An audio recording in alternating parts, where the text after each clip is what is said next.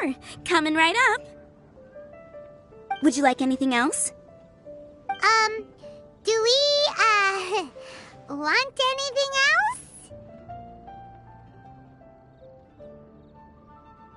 Yay! So you do remember after all! You're just the best! Paimon will give you the sweet flower from that sweet madame as a wind bloom.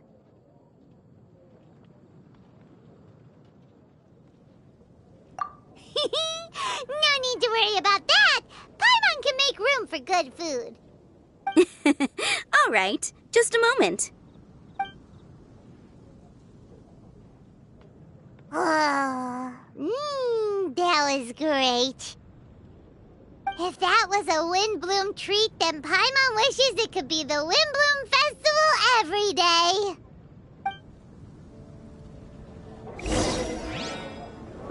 Haven't you heard? There's a strange wanderer near Wolfenham.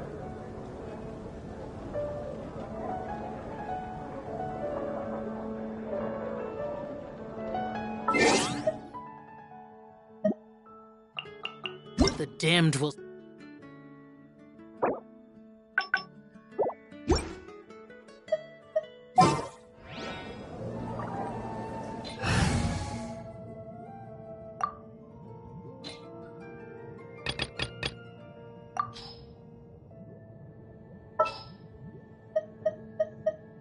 What's happening?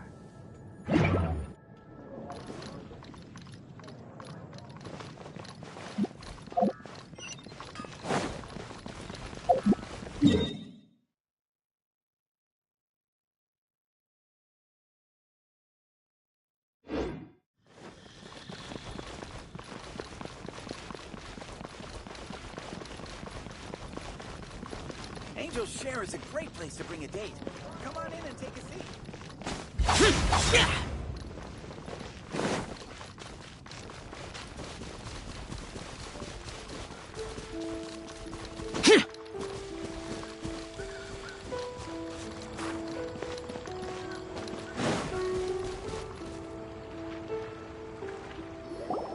All right, looks like we're all here. Not at all. We just came early to set everything up, since we happen to be free today. Kale put up the tent so quickly, but still managed to tie very sturdy knots. You can really tell that she's a professional. I didn't do much apart from passing materials around. Thanks. It's all thanks to Master and Sino. They taught me everything I know. What can I say? For a skilled adventurer, this is just another day on the job. Are you quite finished? Or were you going to sing each other's praises till the moon rises? Come on, let's all sit down.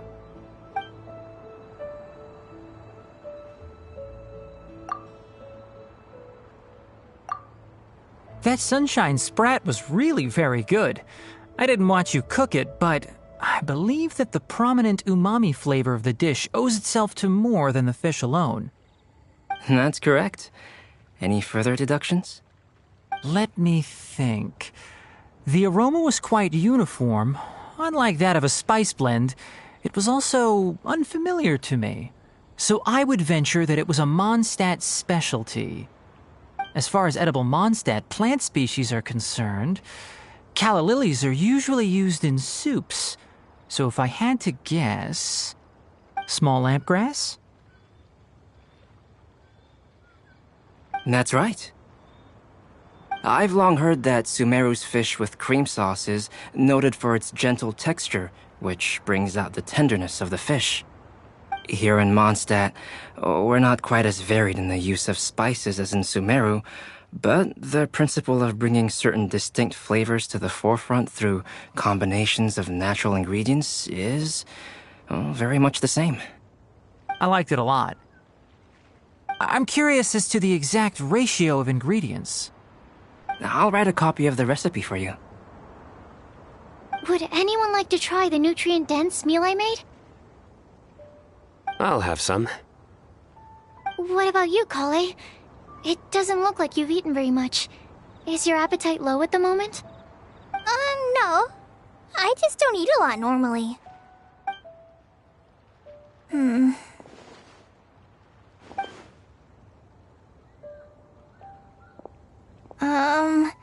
Sorry. I didn't mean to make things awkward. Tighnari, while we were on the road, we spotted something white, walking on two legs. Was that Paimon? Which day was this? Just after passing through Stonegate. Cyno, are you sure your eyes were working that day? Or maybe your hood was blocking your vision? Paimon always flies. There's no way she'd ever walk. Is that right? I thought that you'd made me snacked on too many local ground nuts.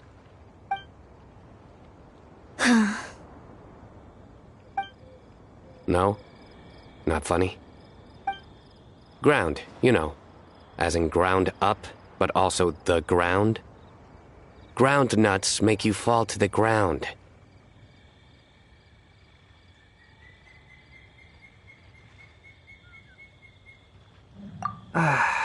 Think of this as part of the process of getting to know Cyno.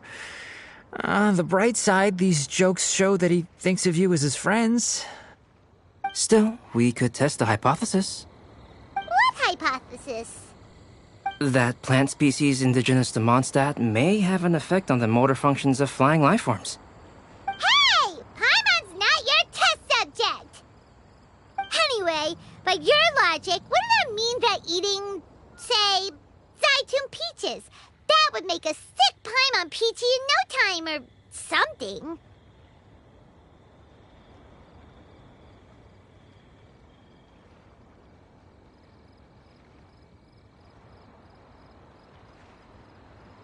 Hey! Not you two! I think the Traveler and Paimon's conversations are more entertaining than Cyno's jokes. I see. You must have been keeping quiet about this grievance for quite some time now. You seem much cheerier now that you're here in Mondstadt, Cyno. Actually, feels like you're a completely different person. That's because I'm Cyno the Adventurer. It's not? In fairness, you only saw him in his work mode while you were in Sumeru. He's actually like this most of the time when he's in a good mood. Yep, it's true. Sometimes when he's eating, he'll grumble about how the bowl is too shallow for the amount of food it contains and other random stuff like that. I understand. Then allow me to reintroduce myself. Before, you knew me as General Mahamatra Cyno. Now, please see me as Cyno the Adventurer. Yeah, so that's another thing he does. He'll keep repeating something he thinks is funny until you stop trying to resist. So you have two different mental states? Almost like different phases of matter. Interesting. I want to learn to do that too. I think in your case, the two states we would end up with would be highly conscientious sucrose and stupefied sucrose. Oh, by the way, was there any reason in particular that you chose Mondstadt as your destination on this occasion? Oh, well, Lisa once told me that the Windbloom Festival is one of Mondstadt's biggest events of the year. I wanted to take this opportunity to give everyone a Windbloom, as a token of my heartfelt gratitude for everything they've done to look after me. Plus, it was a good chance for Kale to get out and meet some new people. Kale Lily. What? Kale's Windbloom. Maybe she should call it a Kale Lily. It sounds very Mondstadt. There's also Cauliflower, which would technically make more sense, but somehow it doesn't sound as nice.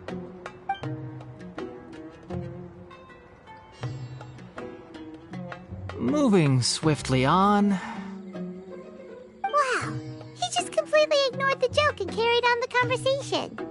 Guess sometimes that's the only way forward.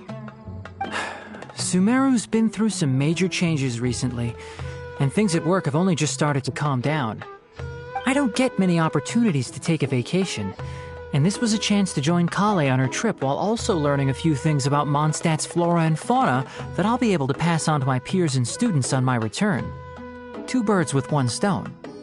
How about you, Sino? I came to ensure Kale's safety. That's just an excuse. Plain and simple.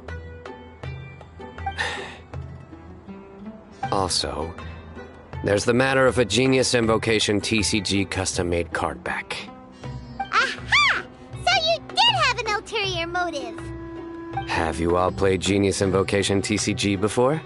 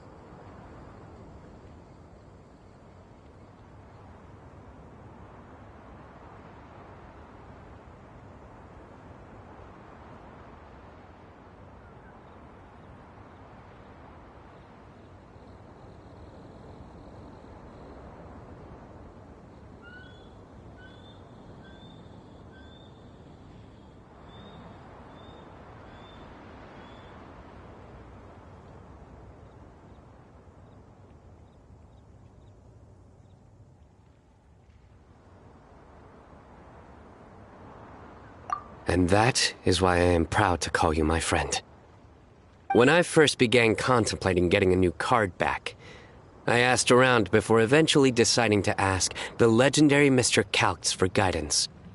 A friend of mine, Sawada, whom I played cards with on occasion, had been to Inazuma for the Irodori festival. He told me that Calx was a Mondstatter, so I should try my luck there. Calx? Isn't that... You mean, he's a friend of yours? I see. So, you came to Mondstadt in search of Calx. No, that is inaccurate. I came here principally to protect Kale. You most certainly did not. Kale's been here on the quiet numerous times, and this is the first time you felt the need to join.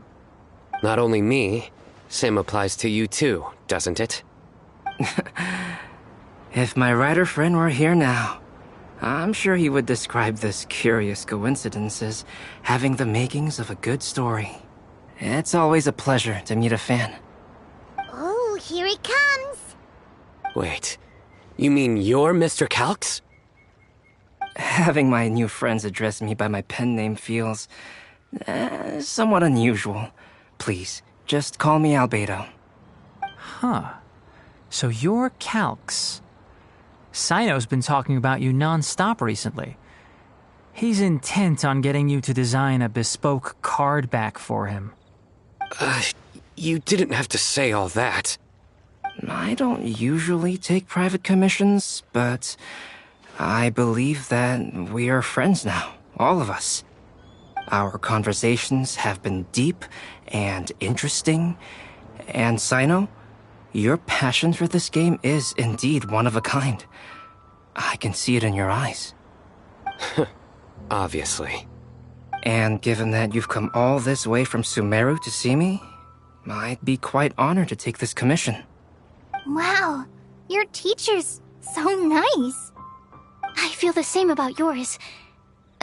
Well, they definitely have different personalities, but they're similar when it comes to their character. So, how much should I budget for the timeless masterpiece you will produce for me? Surely, timeless masterpiece is something of an overstatement. Any artwork fit to appear on the reverse of my card decks is by definition a timeless masterpiece, even if I do say so myself. Don't mind him. These TCG nutjobs are all like this. I see. So, this has an almost religious significance. Well, for starters, I'd like to hear a few more of your jokes. My jokes? You like them? I do. Really. I didn't see you laughing. Yeah, well, the joke's ability to induce laughter is a separate matter, but I certainly find them fun. If I might interrupt, does anyone else smell something strange? My nutritional meal! Will it be okay? Should we go over and take a look too?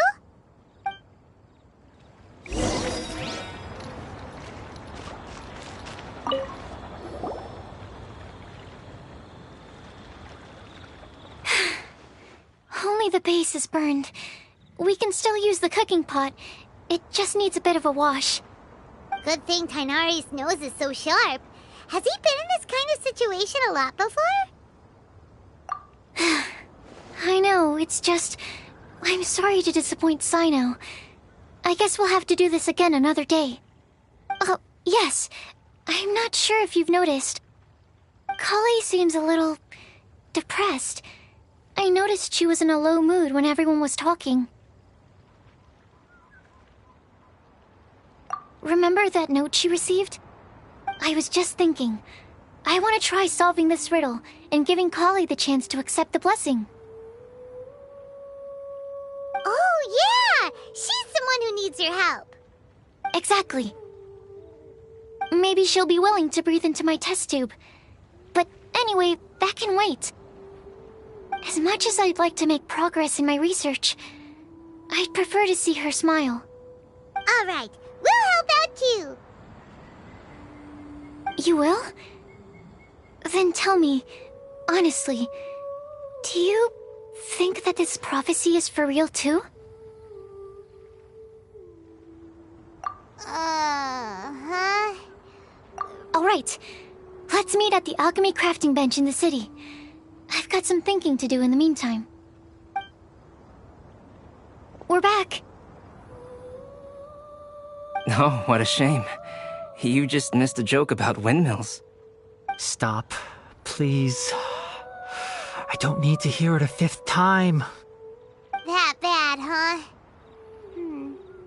Well, now Paimon really wants to hear it for some reason. Didn't you say you want to see the Dragon of the East at some point? When are you going? Tomorrow morning. And you? What are your plans? I'll go into the mountains to have a stroll and collect a few plants as samples. Oh, perhaps I could join you? I'll be looking for inspiration for these card back illustrations. Found you! I knew I was onto something as soon as I saw the fire. Wow, you have really sharp eyes. That's an outrider for you. Uh-oh. Did we break the fire safety rules or something? Actually, you didn't. Strictly speaking, you should have reported your plans first. But since two of our very own alchemists are here, I'm happy to look the other way. Yes, introductions. I'm Amber, and this is the Reconnaissance Company Captain Eula, a good friend of mine. Good evening. You are friends of Kale, yes? A pleasure to meet you. Oh, Amber and Eula. The pleasure is ours. I've heard a lot about both of you from Kale. Oh, really? All positive, I hope. You asked that last time too. Of course it was positive. I'd say. We hear the latest news about you every time you write to Kale. Glad to know we've made a good impression so far. Anyway, we're just here to collect Kale, so don't let us interrupt your chat. Come on, Kale. We're gonna take you to check out a few scenic spots. Okay, great. Still as high energy as always. You know Amber? Yes, we've met. She's Kale's most important friend. And for that, we are also very grateful to her. That's Amber for you. Her outgoing personality means she can make friends with just about anybody. It's getting late, and we still have a lot lined up tomorrow. I suggest we all head back and get some rest. All right, I'll start packing up.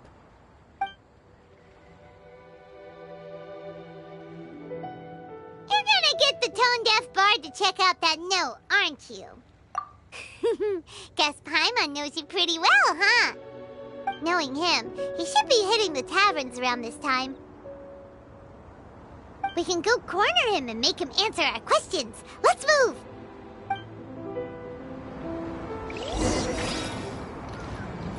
Boring!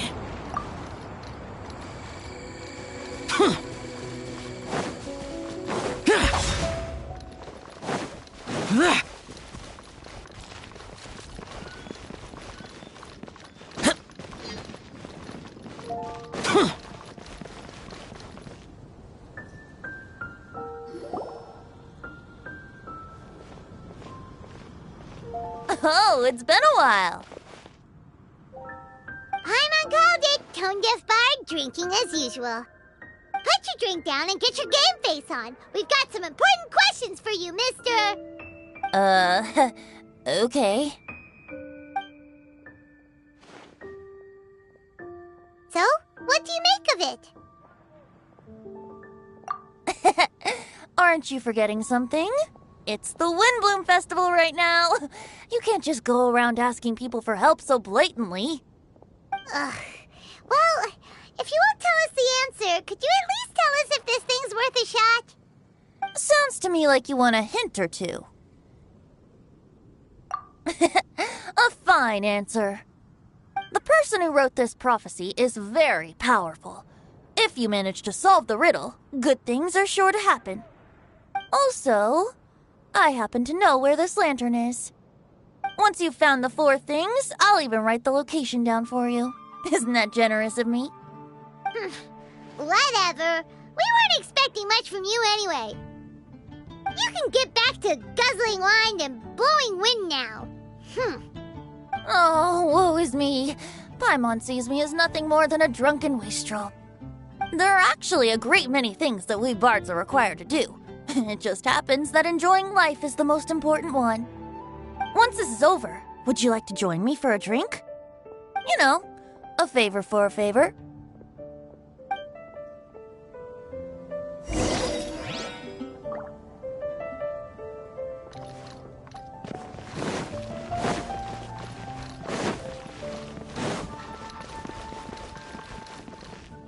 Ancient alchemy truly is fascinating. A flower that is not of this world. Not of this world. Sucrose! We've got some good news and some bad news. Which would you like to hear first? Let's have the bad news first, I guess. Huh? Really? Don't most people usually want to hear the good stuff first? Oh, all right then. Basically, we went to Windrise to divine the breeze. The wind said that the prophecy is real and that your idea is a really good one. That doesn't sound like bad news. So what's the real bad news then?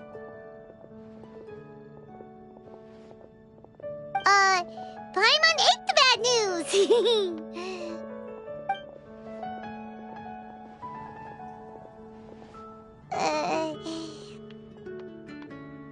Blame Sino! If it's not funny, then it's his fault! It's fine. Well, that puts my mind at rest. Now, back to the other issue I've been mulling over. I was thinking about the flower that is not of this world. It could mean a human-cultivated variety that doesn't occur in nature. But that's basically claiming that it doesn't come from this world in the first place, when actually it's just a variant of an existing breed.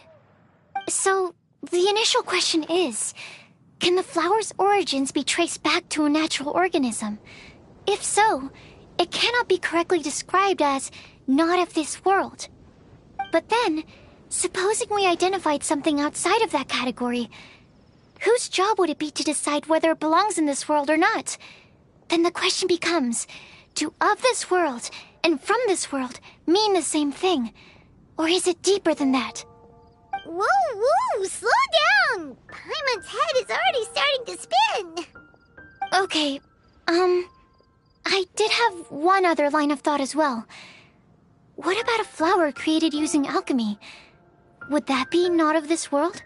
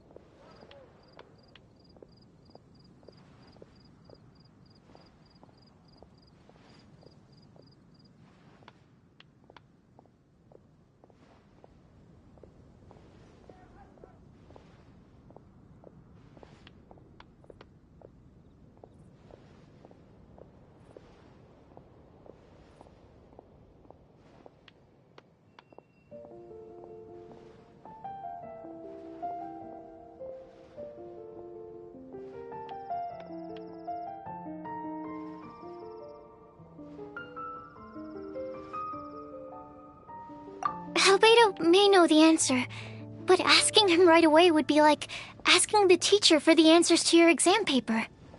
It would render our search for the truth meaningless. I'd rather try and figure this out for myself. Could it be the Windbloom?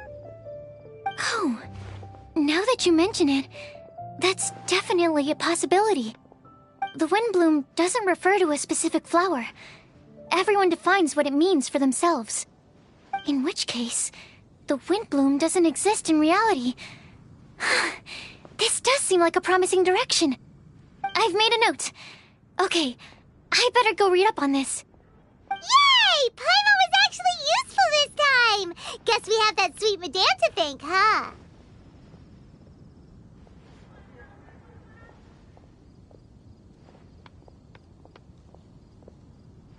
I'll need some time to prepare. Could we meet up here in, say, 2 days' time? Sure thing! In the meantime, we'll also think about the other 3 riddles in the prophecy. But, since we're really going for this now, shouldn't we say something to Kale about it? I originally wanted to leave it as a surprise for her, and I also didn't want to get her hopes up over nothing. But you're right, Paimon. I'll need to be careful how I word it. But I'll try to find some time over the next couple days to mention it to her. All right. Thanks so much.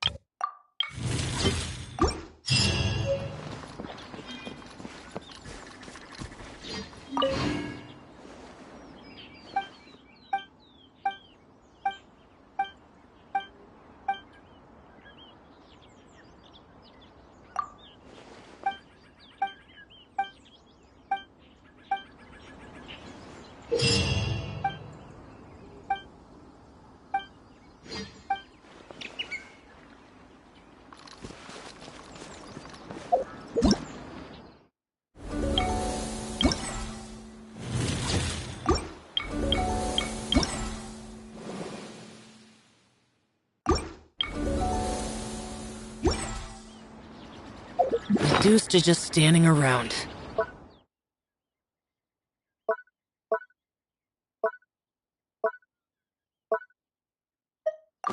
How absurd.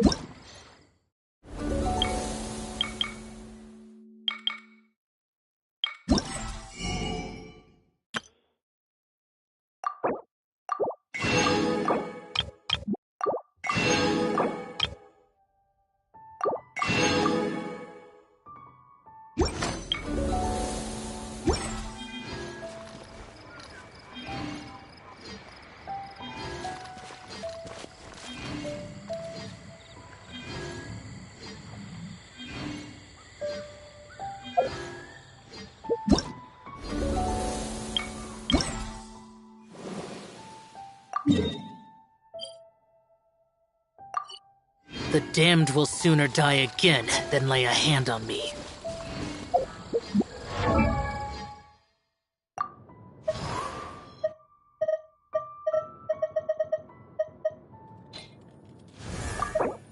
One, two, breathe. 3, 4, and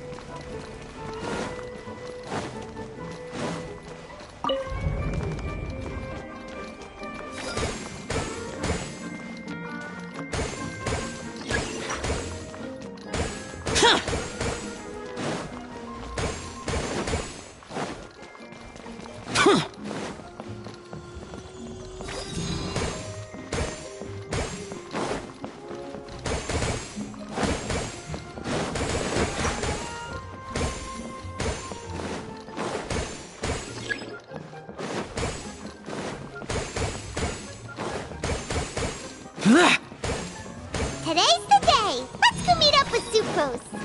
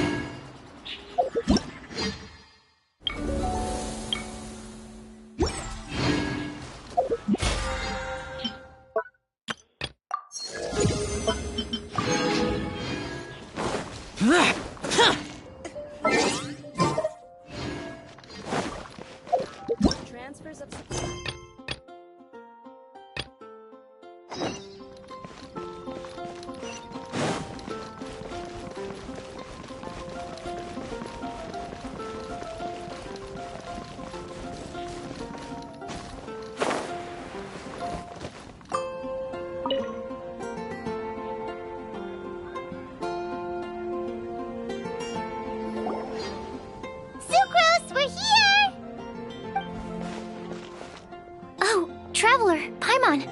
I only just arrived myself, so I'm still getting ready. And Kale just passed by a moment ago. She said she had some things to sort out at the inn where she's staying, but she'll meet up with us when she's done. Apparently, Tighnari and Cyno both went out, but she stayed behind because she wanted to help us. Not too bad. After reviewing it again with fresh eyes, I came up with a new theory which seems to hold some water. I'll attempt to explain it as simply as I can. I believe that each of the 4 things in the prophecy refers to a different field of knowledge. So, in a way, the prophecy is a test of the reader's intelligence. But it's unlikely for any one person to have expertise in all these different areas. So I suggest that we seek out one expert from each and get their opinion. Also, in 2 out of the 4 areas, the prophecy seems to want us to find specific people. It may even turn out that the people themselves are the answers. So it sounds like we should put our heads together and list out the people who can help us. Exactly. I think we can go through each riddle in turn and generate 4 groups of names to match the 4 questions. Alright, then let's start from group 1. The first riddle was, a flower that is not of this world. Personally, I would still go with Albedo for this one. Alchemy is the most likely to have to do with otherworldly things, and he is by far the leading expert in this regard. Exactly! You're the creator of the Tetratanic sweet flower. Who knows? Maybe that's the flower we're looking for. Huh? You really think so? Oh, but what about Tighnari? He's a forest watcher and knows all about plants. If it's a flower we're looking for, maybe he's the man for the job. Alright, I'll add him to the list as well. On to group 2. This subject is a guide who will never get lost. That's kind of abstract. Does it just mean someone who never loses their way? Wait, but they have to be able to guide others too, so it's not quite as simple as that.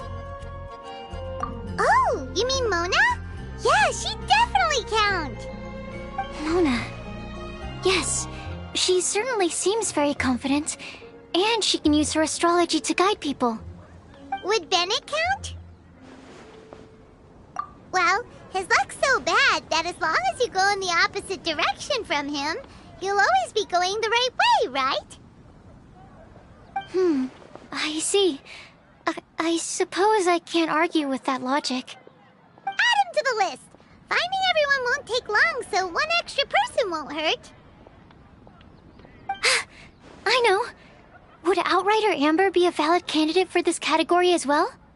Yeah, she would! She's got a great sense of direction after all. As a matter of fact, when the Traveler and Paimon first came to Mondstadt, she was actually the one who gave us directions. Yes, she's certainly a good guide. Is there anyone else? Let me think. Yes, I believe there may be one more. Albedo once made a set of equipment for Mika from the reconnaissance company. He's their surveyor, and an exceptional pathfinder. He's even instructed others in the discipline of surveying before. So, in my view, he's highly unlikely to lose his way, and would be very good at helping others find theirs. Cool! Another one for our list! Wait, Kale should have been here by now. Wonder what's taking her so long. Sorry, could we continue our chat somewhere else? Oh, you wanna go see how she's doing, right? Sure, let's all go.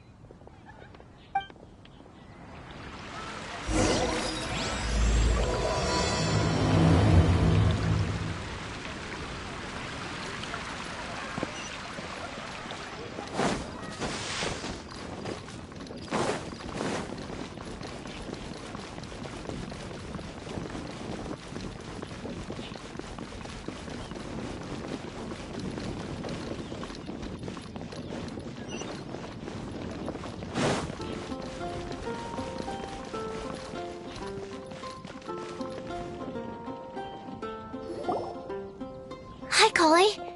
Hope we're not intruding or anything. Is everything okay? Sucrose! I was preparing some stuff. Is it time already? Oh no, I'm sorry.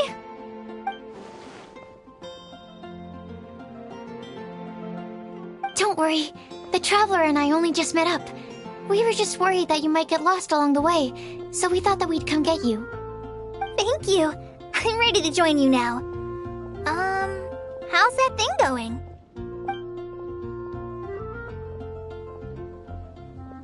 So let's pick up where we left off.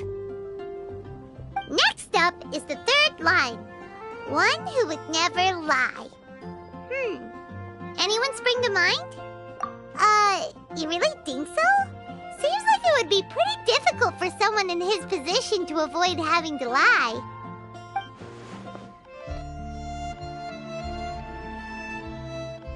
Then what about Kaya? He's the cavalry captain and a rather popular figure, but... You think there's something fishy about him too, huh?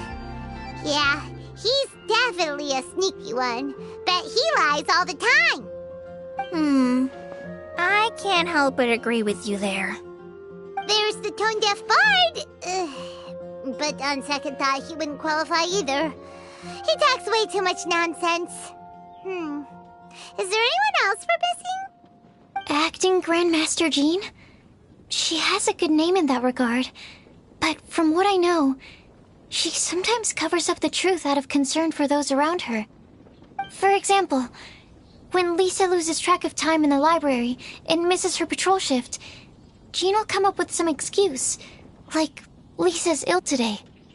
Also, she sometimes makes up stories to get Klee to behave, like the one about the big monster that comes to catch naughty kids who don't go to bed on time. Do you think that rules her out? White lies are still lies, but do we really have to reject her because of some harmless fibs? It's not like she had evil intentions.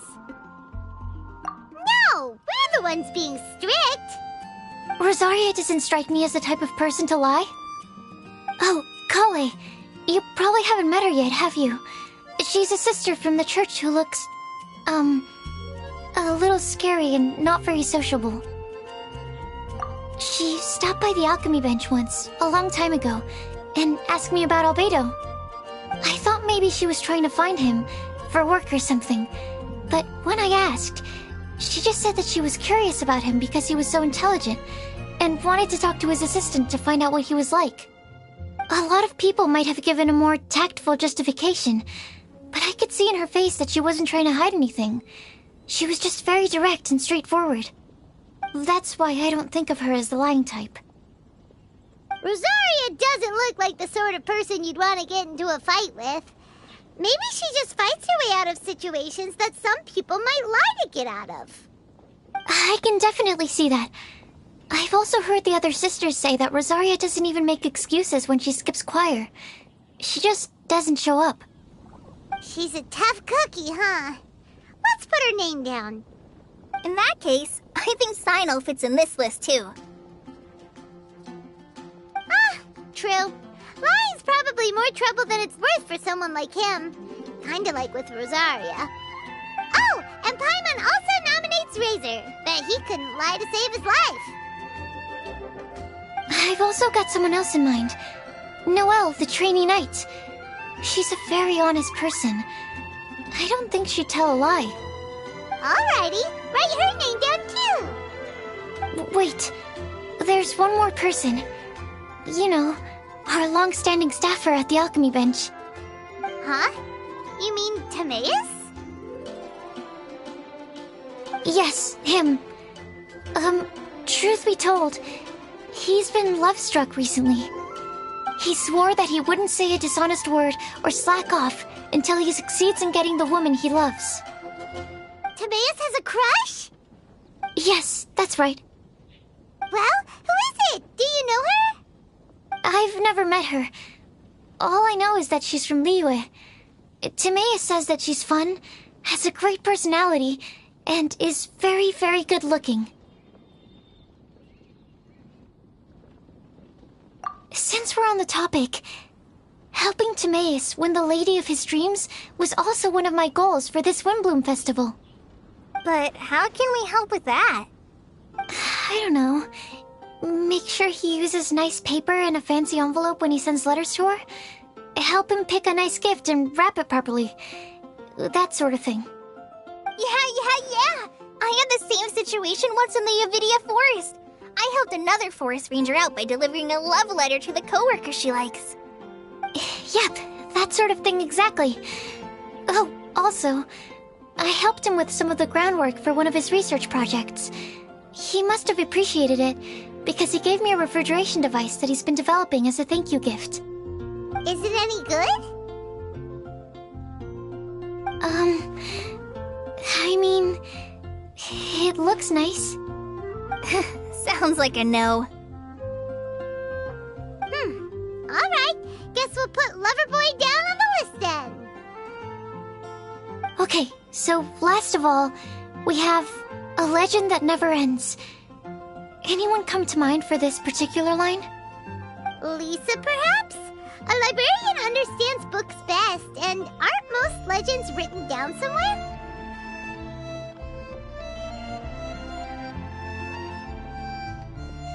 When I think about legends, fairy tales and picture books come to mind. Maybe Kale. She read a lot of fairy tales when Tainari was teaching her to read. Oh, Do I count? of course you do. I'll put you on the list.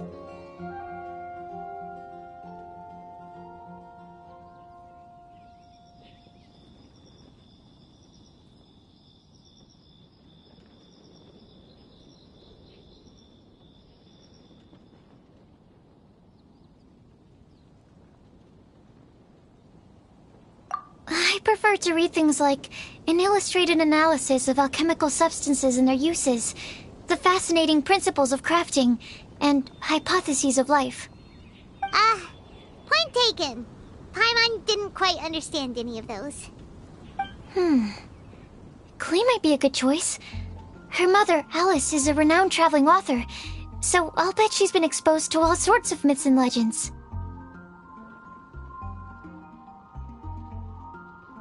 Alright then, Klee makes the short list.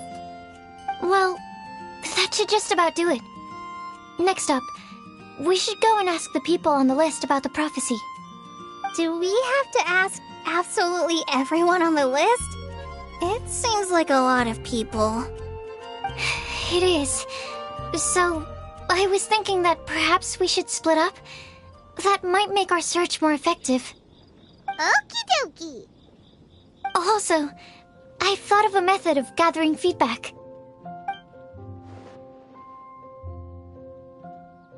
No problem. We can do that. You and the Traveler are practically joined at the hip, so you two can go together. I'll pair up with Kale. Capable Kale and sensible Sucrose. Sounds like a winning combination. Okay, I promise I'll help. Capable Kale. Yeah, I got this. Rest assured that the unbeatable Traveler and Paimon will do our part too. Off we go!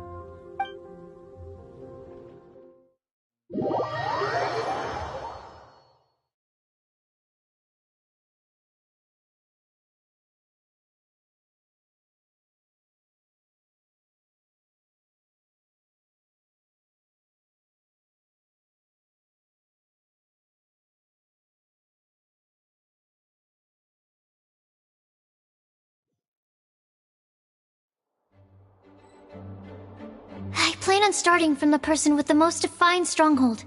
So let's go to the library. Lisa should be there. Stronghold. That's an, interesting word to use. Maybe den? No, that's even worse. How about layer?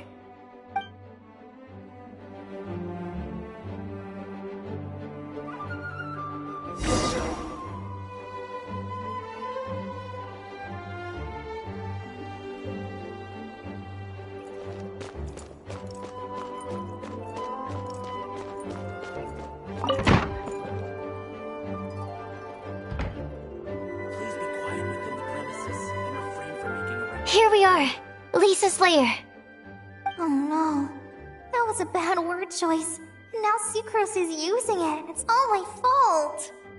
Lisa, might I ask if... Huh?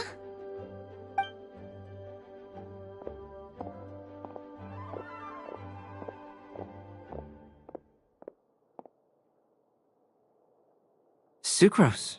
Kale. What are you doing here? I can only sucrose that they were Kale-ing on someone. At least that's as far as I know. Oh, please, just stop it with these puns. I beg you. Are you trying to win worldwide fame for unfunny jokes? Is Lisa not here at the moment? Surprising, isn't it? She went out. I'm afraid it's just us here looking for information. Except me. I'm not here for information. Like you, I came here for an abortive search for the librarian, who is also my academia senior. Oh, so you studied in the same darshan as Lisa? That's right. Her mentor in Sumeru was also my benefactor. We were both Spontamod students. Wow, that's cool. But wait, we're getting sidetracked. We came here to look for some information. Kale and I are investigating a prophecy, and we were hoping you all might be able to help. Oh? What sort of prophecy?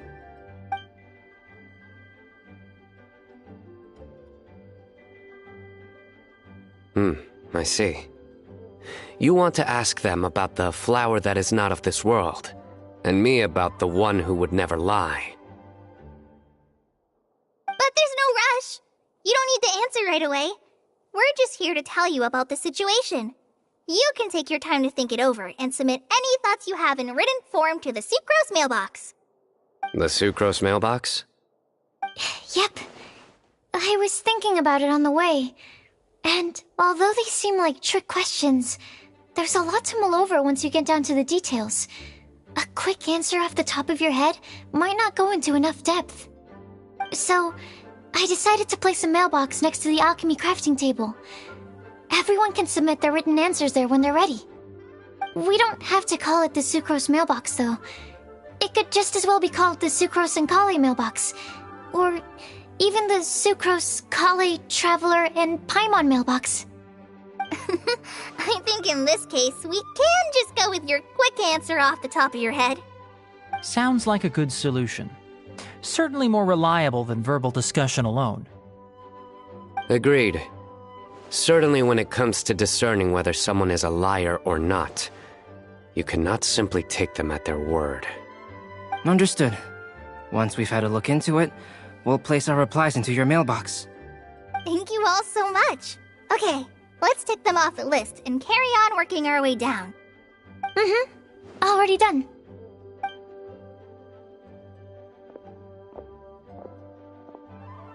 I'm pleasantly surprised to see those two introverts getting along so well. Do you get the feeling that Kale's return to Mondstadt has emboldened her more contrarian side? Yes, I'd noticed that too. Traveling and meeting old friends are both good for the body and soul. And isn't rediscovering one's youth while revisiting old haunts a worthwhile pursuit? When I first met Kale, she'd never known happiness or youth. But things are different now. Her Elazar being cured was a huge milestone in her life. Kale is a very sensitive and introverted child.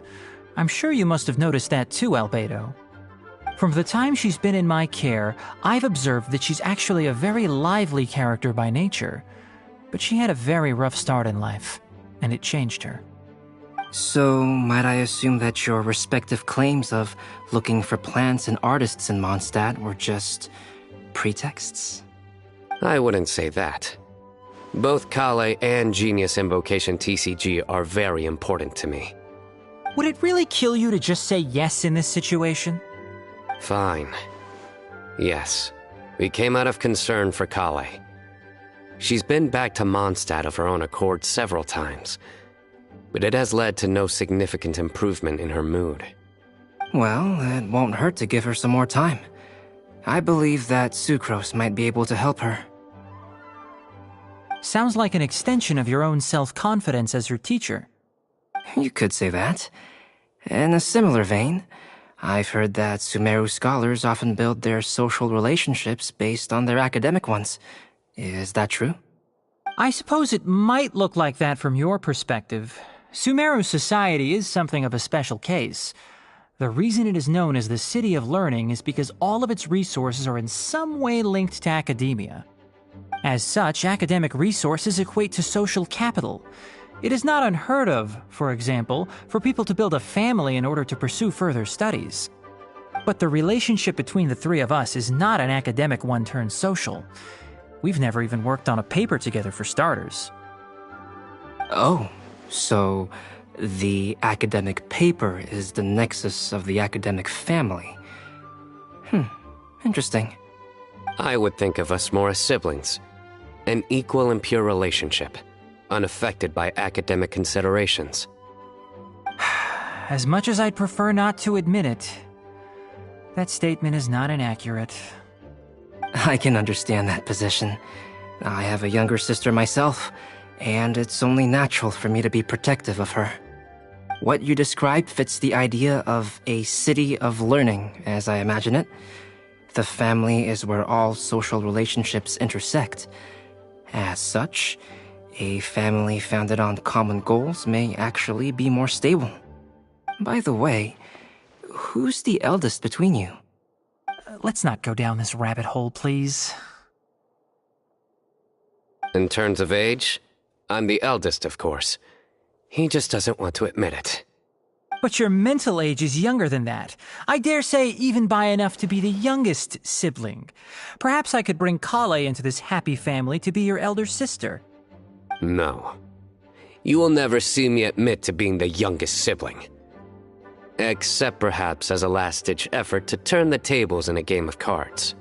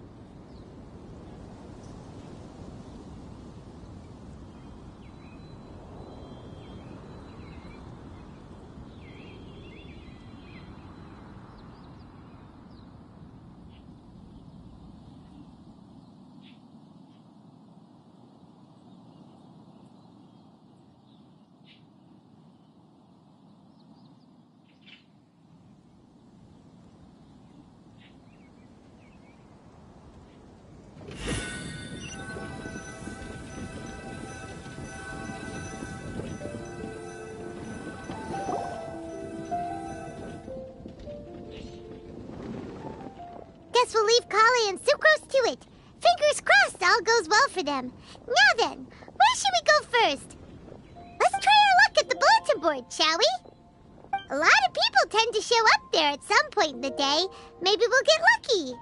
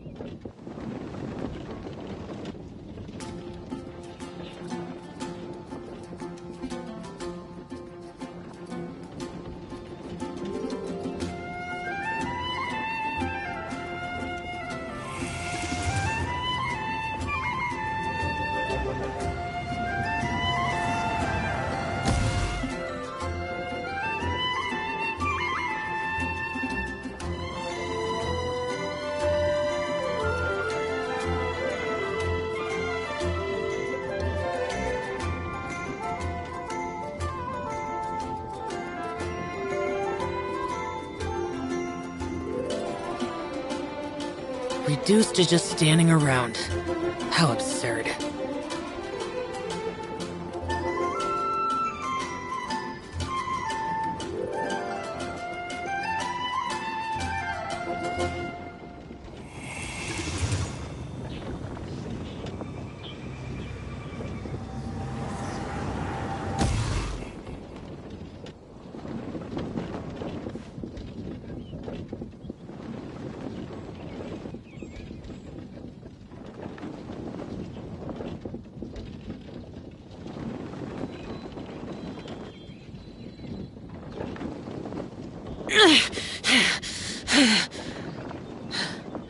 Those memories. So dark.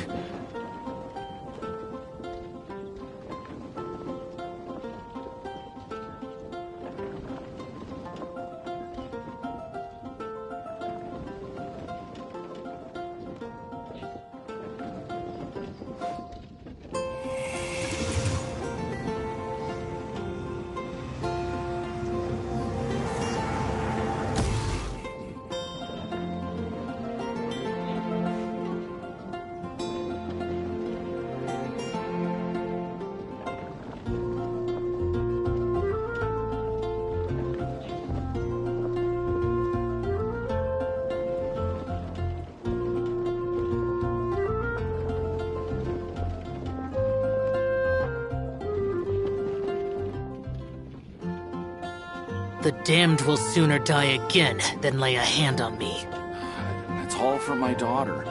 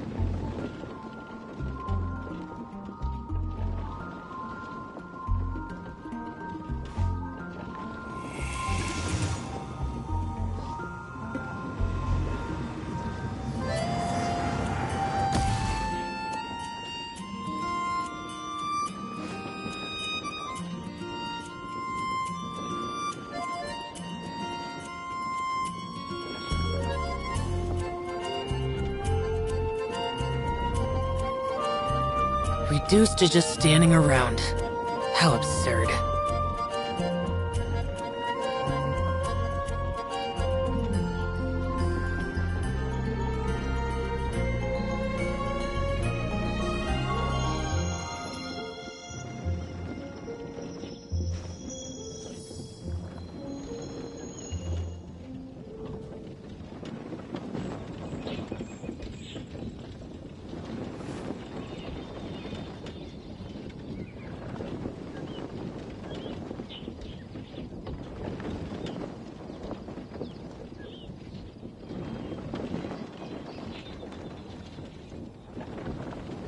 The damned will sooner die again than lay a hand on me.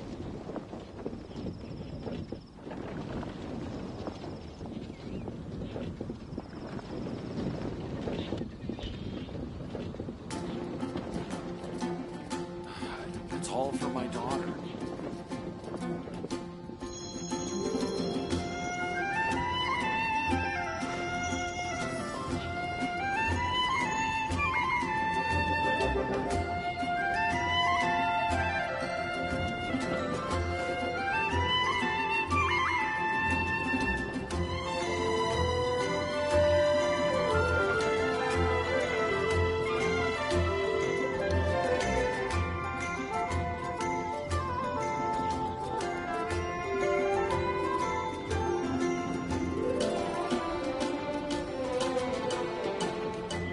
Reduced to just standing around.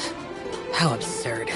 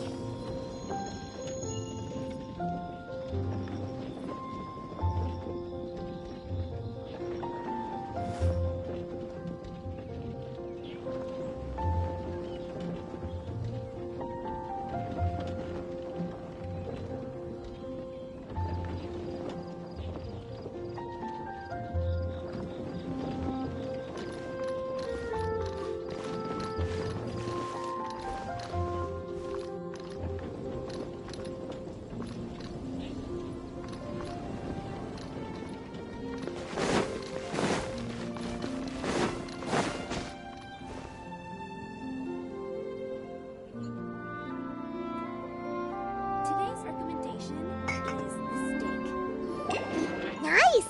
Just as we hoped! There's a load of people here. Huh? Even Lisa's here.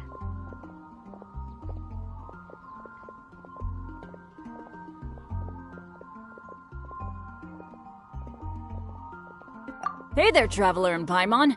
It's been a while. How have you been? We've been doing pretty well. You look surprised, cuties. Is it because of me?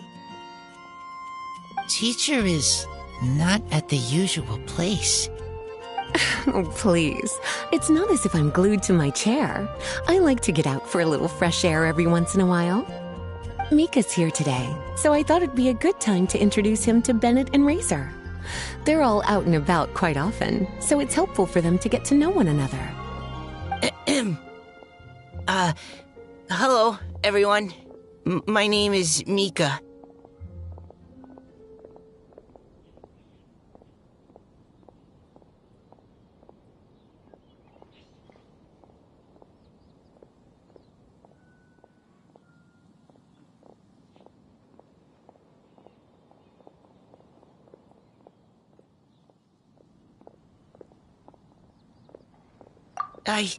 I look forward to working with you. No need to be so formal. We've known them for ages. They're cool. Windbloom. Fun? Actually, we haven't gotten to the fun part yet. We've been busy investigating a prophecy. A prophecy? What kind? A good one or a bad one?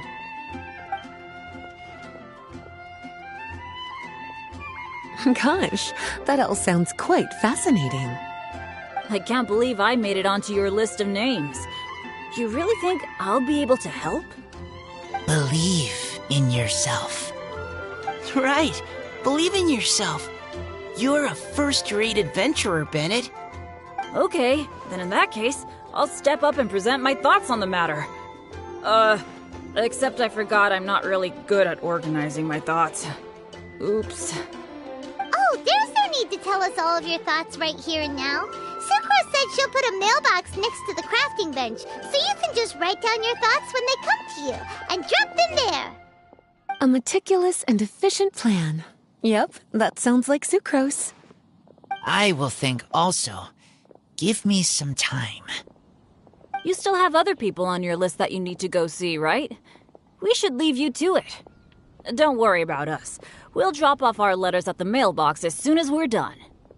Okay, bye for now. Let's head over to Star Snatch Cliff next. Maybe we'll be able to find some people there. And even if we don't find any familiar faces, you can see really far from up at the top. Maybe we can find people that way. Oh, you're working so hard. Do be sure to get some rest when you can. If you get tired, you know you're always welcome to visit me for a break and a cup of tea.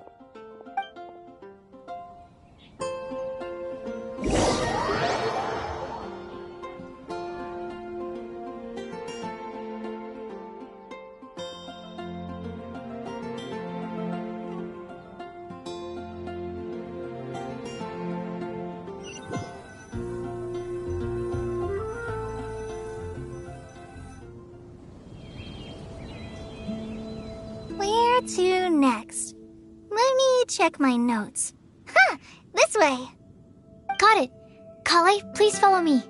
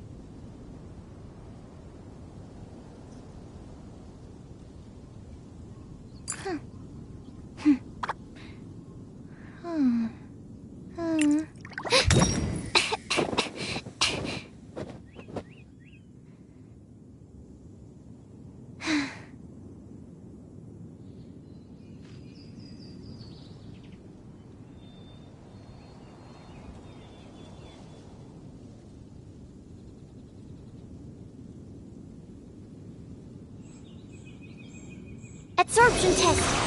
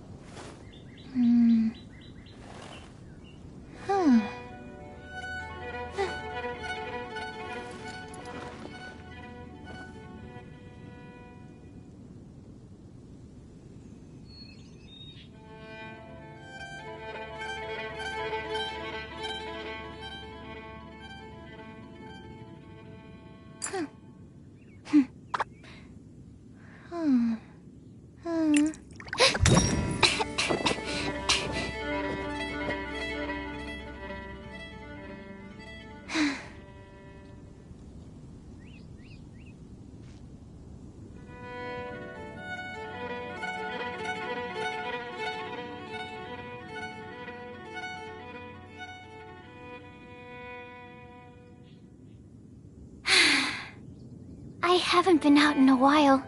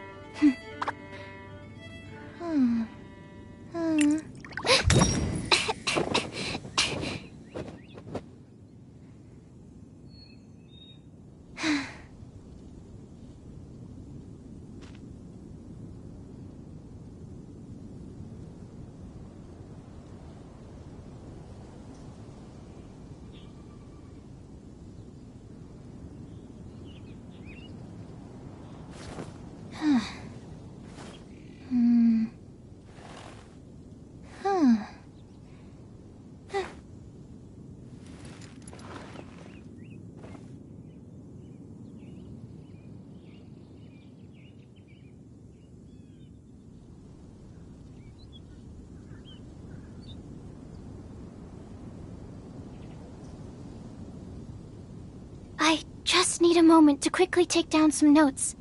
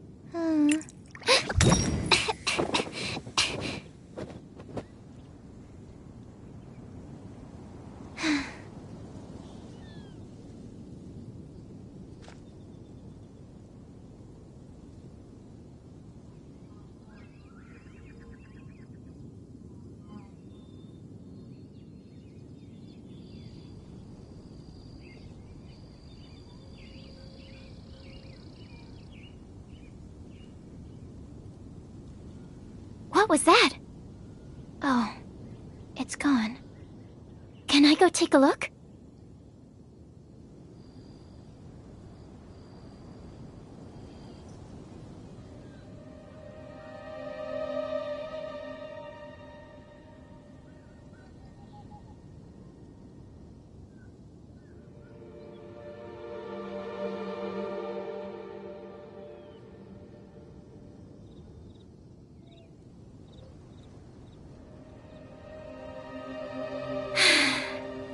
I haven't been out in a while.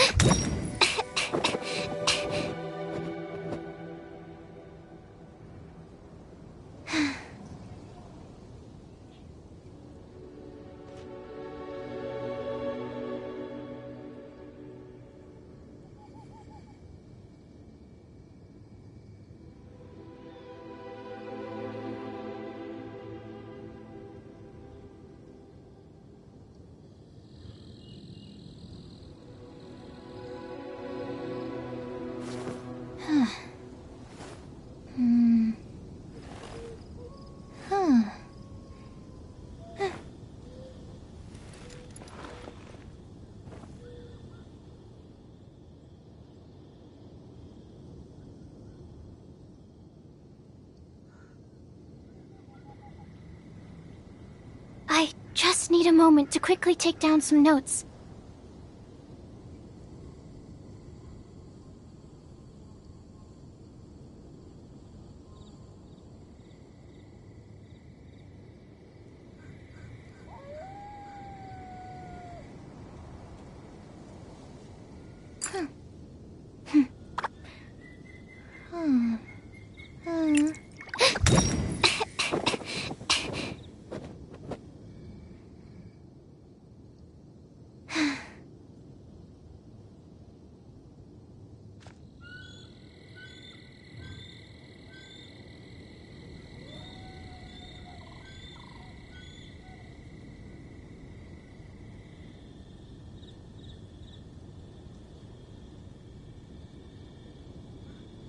What was that?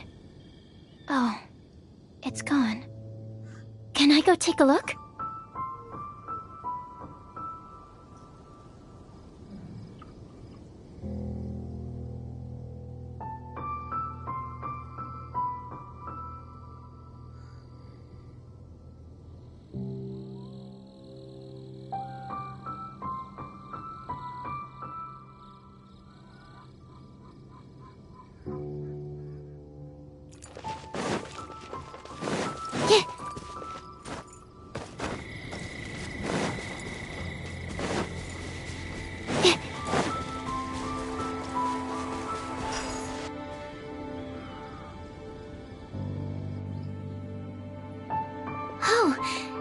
lucky day.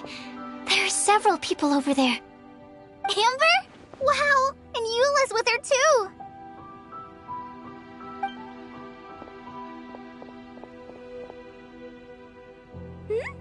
Oh, it's Sucrose! And Klee also spies the girl with the long scarf. Kale, we were just talking about you. Ah, right, I don't think you've been introduced to Noelle before. Kale, this is Noelle, maid of the Knights of Favonius. Nice to meet you, Kale. I missed you the last few times you were in Mondstadt, so I'm glad to finally meet you in person. Oh, nice to meet you too, Noelle. My name is Kale. But you already knew that. Relax, you two. There's no need to be so courteous. We're not on some kind of diplomatic mission here.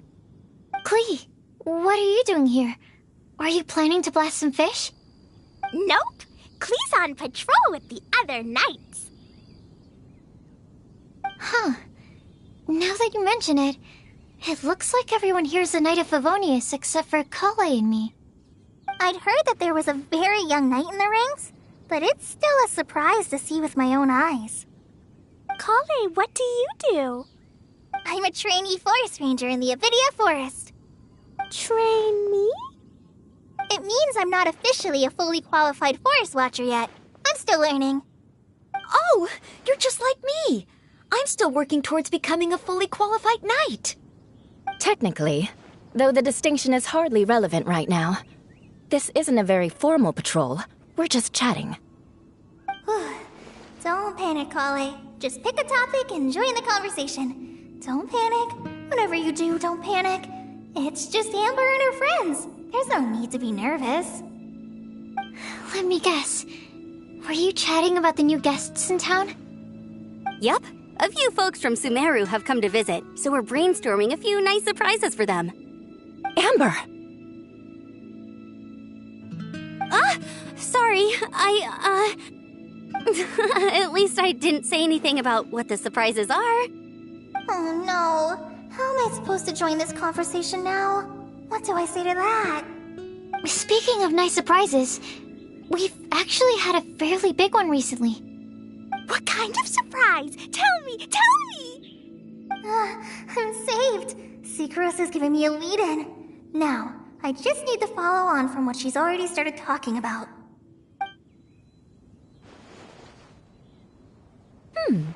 What an interesting prophecy. I have no idea what the answers could be, though. So essentially, you're gathering information to help you solve the riddles, correct? I'll do my best to help. Thank you so much, Eula. Anytime. There's no need to answer right away.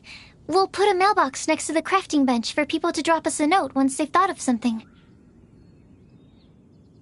I'll drop something in there for sure. Nice idea.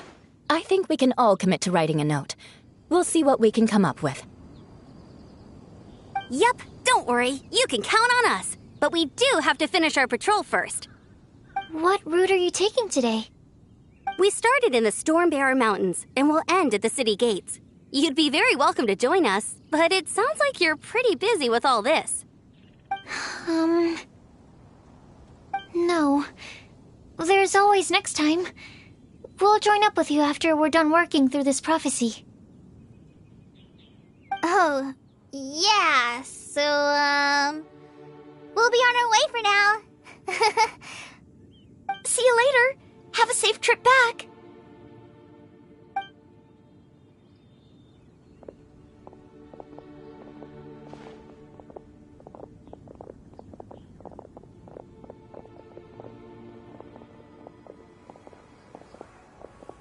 Are you okay, Kale?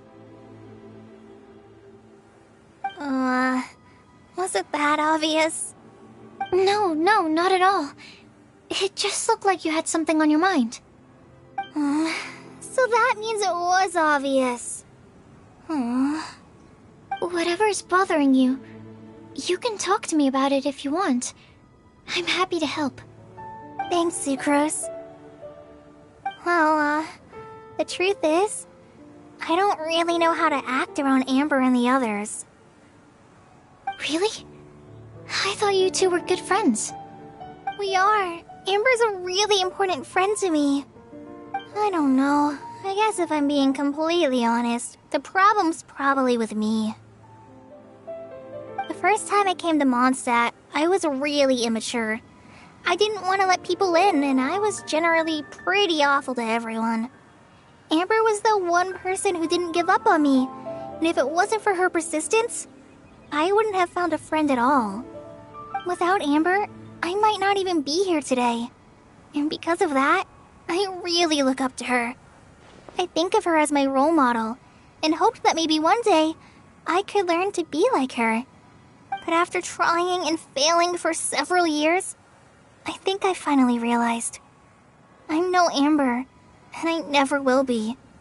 Looking back, it seems silly that I ever thought like that. We're nothing alike at all. My personality's so... weird. I always get so anxious and I overthink everything. Aw, Collei, don't say that. Sucrose? Would it be okay if I told you a bit about my past?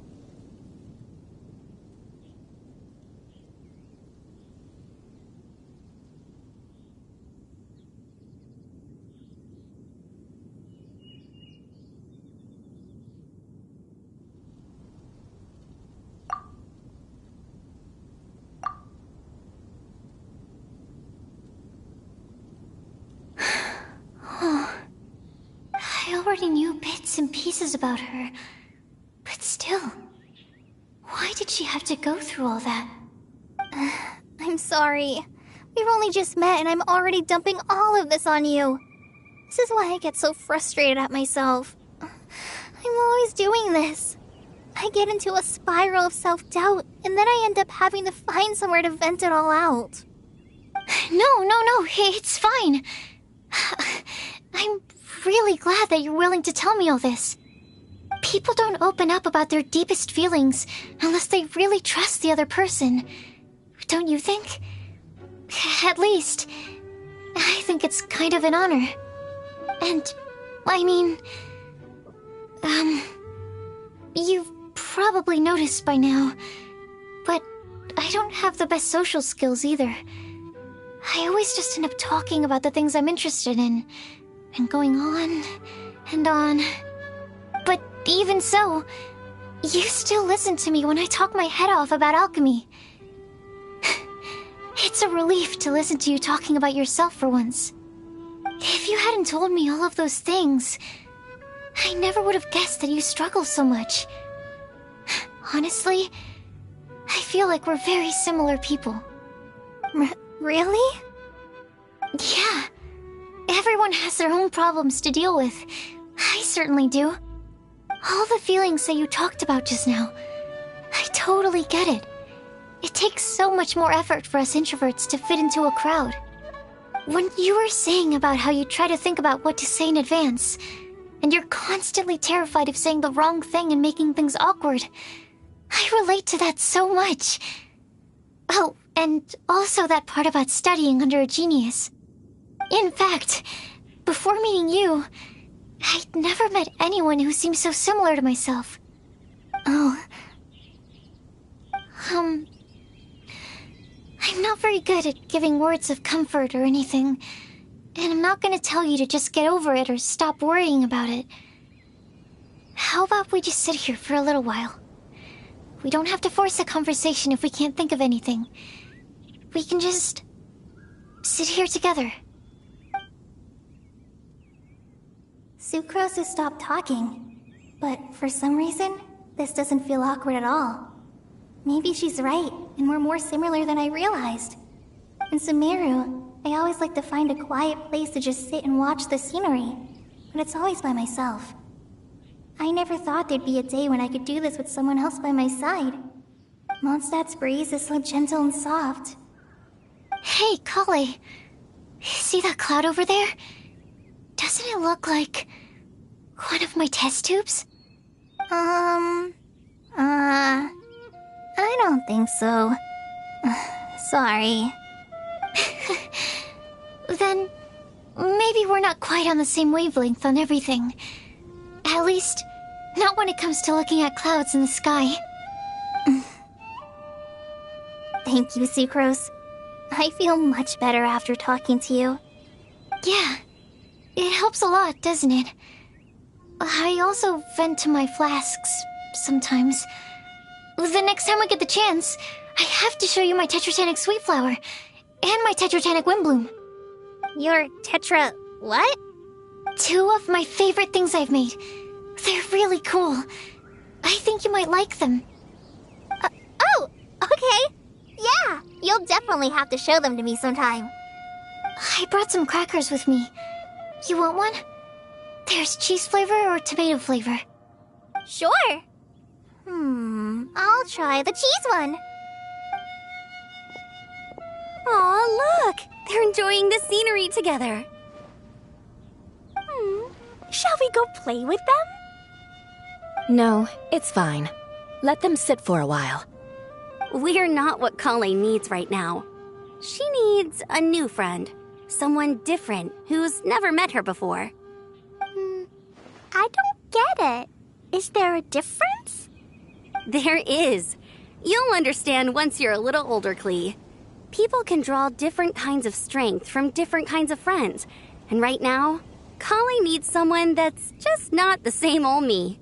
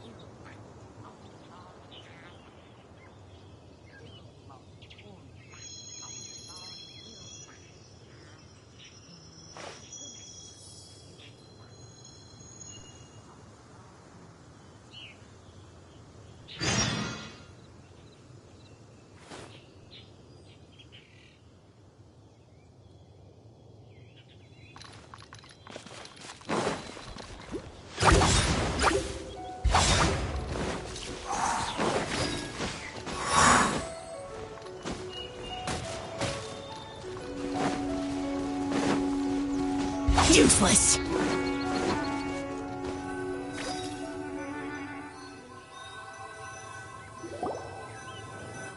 Star Snatch Cliff! We made it! Paimon hopes we find someone we need here. Help! Oh, I beg you, please don't let go! Who's that yelling? Let's hurry and take a look.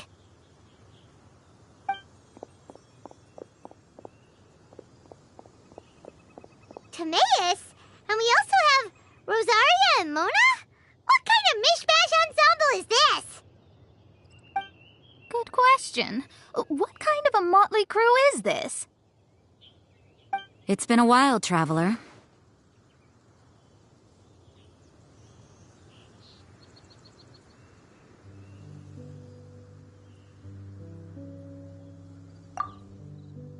You two are looking pretty good. I trust you've been well. Yep, we're definitely faring a lot better than this poor guy on the ground. Hey, please don't rub salt in my wound. I really have been trying my best. Oh, you're one to talk. If this sister hadn't grabbed you in time, then you would have been seriously hurt, if not dead. I know. I really am grateful, miss. I can't thank you enough. Don't mention it. Just lending a hand. Quite literally. And had she not lent him a hand and pulled him up, he would have gone tumbling down the cliffside. What happened? Did Timaeus almost fall off the cliff? Well, so what actually happened was I came to Star Snatch Cliff today to pick some flowers and ran into Mona on the way. She took a look at her scry glass and advised me to turn back because it would be dangerous. But you still came up here anyway? Well, yes, I did, because there's something I just had to do. Oh, I hardly think giving flowers to your crush is worth throwing one's life away for. It's rare to run into someone with a death wish in this area. I don't have a death wish. I just didn't think it would really come true. I mean, when Mona said it would be dangerous, I thought I'd be fine as long as I watched my step cautiously. I'm sorry, okay? I was wrong. I'm telling you, I'm just here chasing the love of my life. Love-struck Mondstadters is what the Windbloom Festival's all about. Okay, that explains you. But why is Rosaria here? I was looking for a quiet place to escape the crowds. I wasn't planning on having to save a life along the way. So that's why the scryglass just showed danger instead of fatal danger. Very funny. Anyway, Traveler and Paimon, what brings the two of you to Star Snatch Cliff? Just trying our luck. We've got a lot of people we need to see today, so we've been all over the place. Actually, you're some of the people we were looking for. Huh?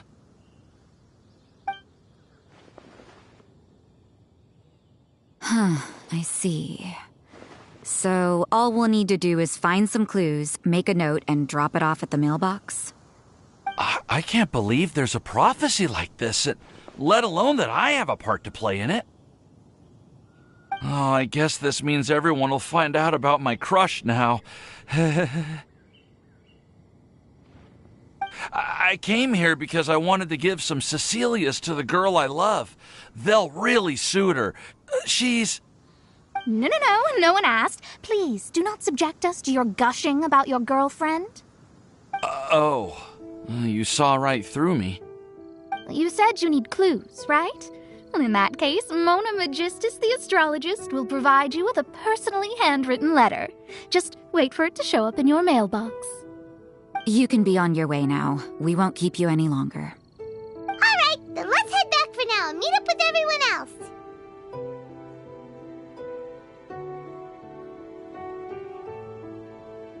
Will do. This is all so embarrassing. Thank you both.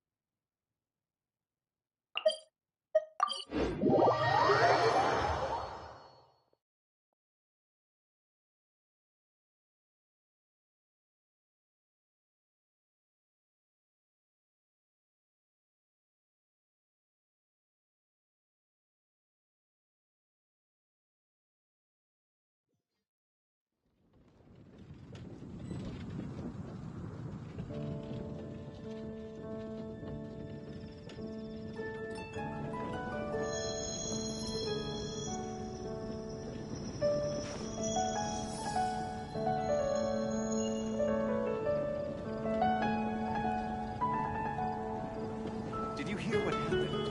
It's the Academia. The Academia? Ugh, what happened this time?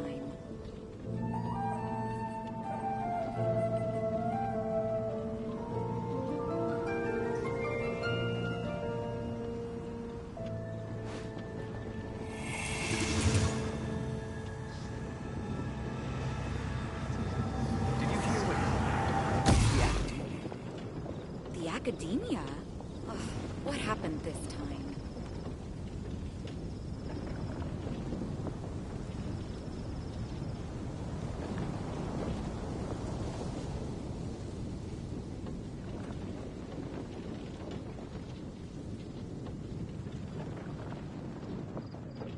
Did you hear what happened? It's the Academia.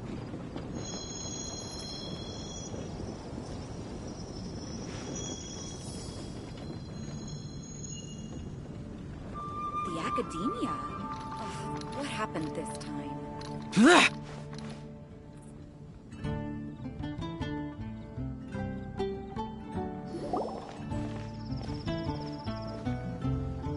We're back! Oh, but it looks like you two beat us.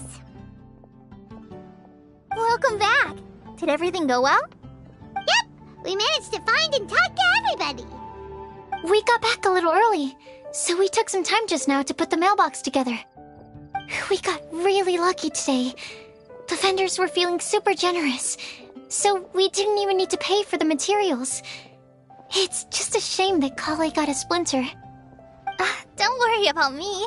I'm used to working in the rainforest. I get splinters all the time. I've already taken care of it. We've already wrapped up everything on our to-do list for today.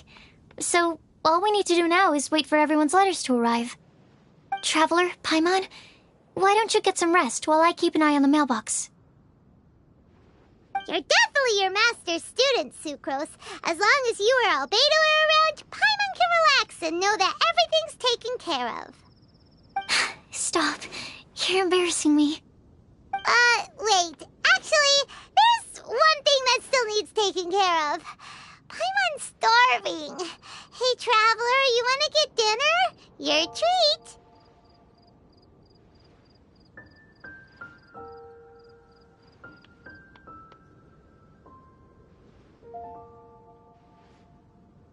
I'll go with Sucrose to return the leftover materials to the vendors.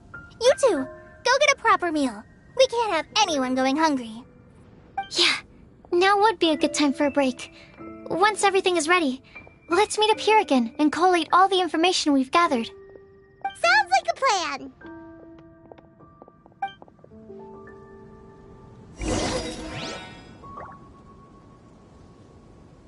The neighboring nation of Liyue has the most prosperous commercial port in all of Tibet.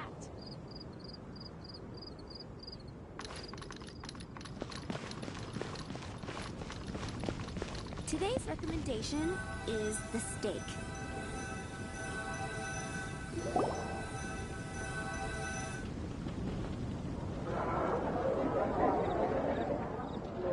Paimon will have this one, and this one, ooh, and this one.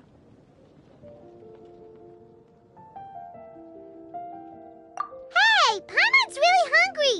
And don't forget, Paimon's also ordering for you, too. It's not like Paimon's gonna eat everything by herself.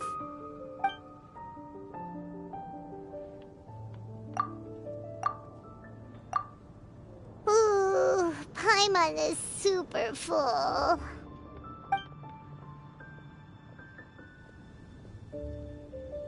Is everything packed up and ready?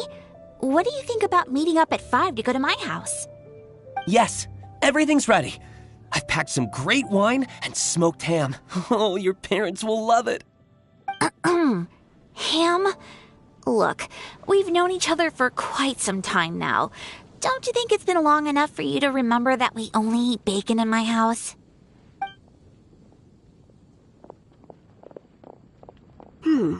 I must remember to get some milk today on my way home. Please, feel free to pay a visit to Cat's Tail anytime.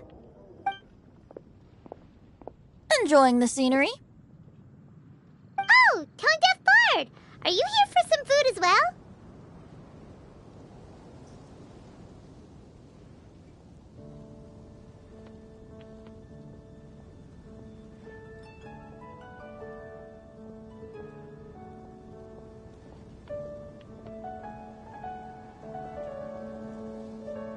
Oh, I can put something on your tab? Well, that's a pity. I already had a few drinks before coming here. I shall take you up on your kind offer another day. There should be no shortage of opportunities in the future. Anywho, you should be getting ready to thank me. I come bearing good news. What kind of good news? Behold!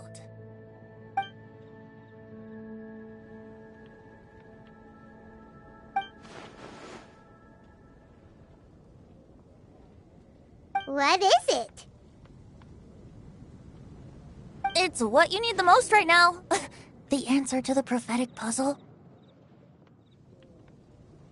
Simply head to the location marked on the map and you'll find the lantern you've been looking for. However, if I were you, I wouldn't just go and reveal the secret right away. As you've seen, a lot of people have been laboring hard to uncover the answer. A secret is like a well-aged brew. The aroma from the bottle is sweetest when revealed in the company of friends.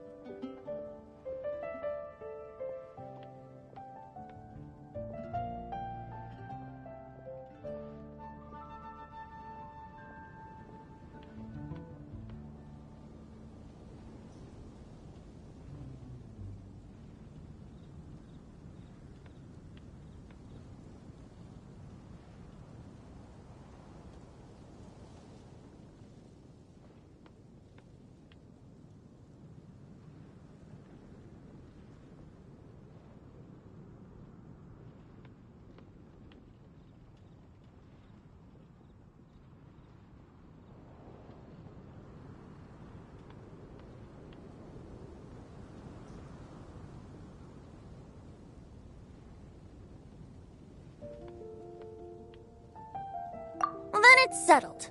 I'll leave you to your business for now. Feel free to find me for a chat again once you're done working through the prophecy.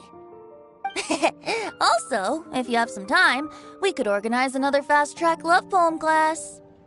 Oh, you're starting that up again? I sure am. Nobody else has signed up this year, though, so the duty to learn falls on you. Anyway, see you later. Benti always looks so relaxed whenever we run into him. Paimon can't help but be jealous. Excuse me, if you don't mind, could I chat with you for a moment? Oh? Who are you? You may call me Scarlet. Just like you, I'm a traveler visiting Mondstadt from another land. Mind if I buy you a drink?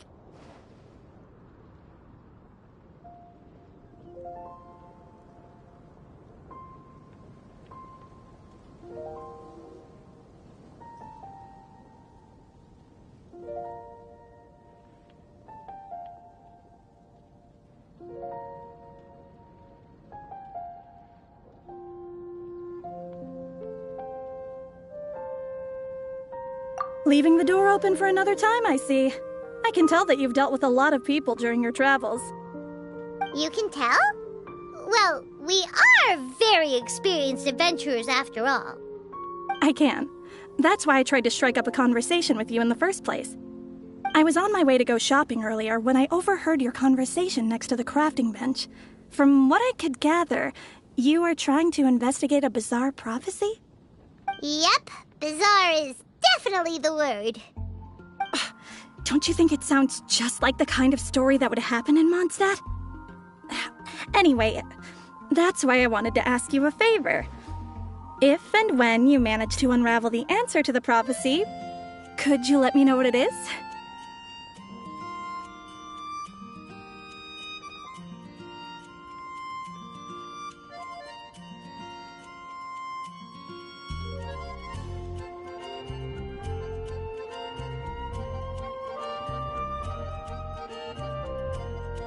Not so much the prophecy itself, but Mondstadt as a nation. That's what I'm interested in. I was born in a distant land, but I have family and friends who once lived in Mondstadt for a long time.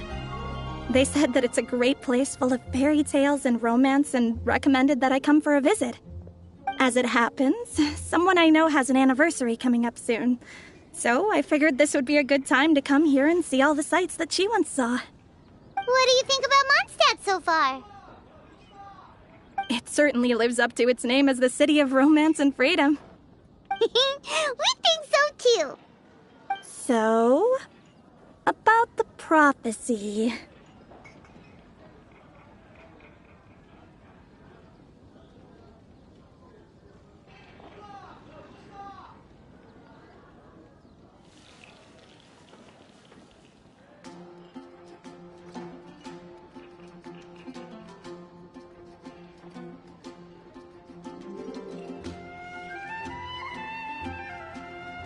Thank you. You're very friendly. It's been a real pleasure to meet you. I'll leave it to you then. Hope you continue to enjoy the city and have a wonderful day.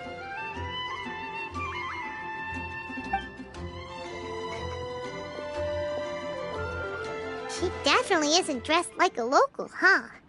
Where do you think her hometown could be?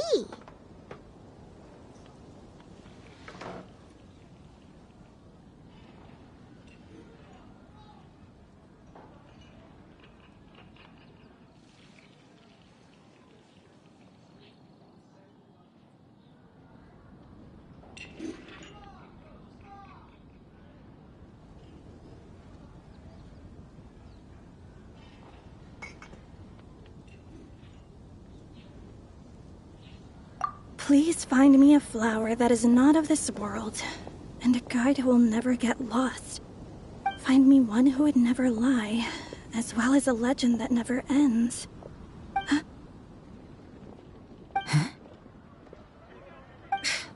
I never thought I'd have someone secretly following me, even in a free city like Mondstadt.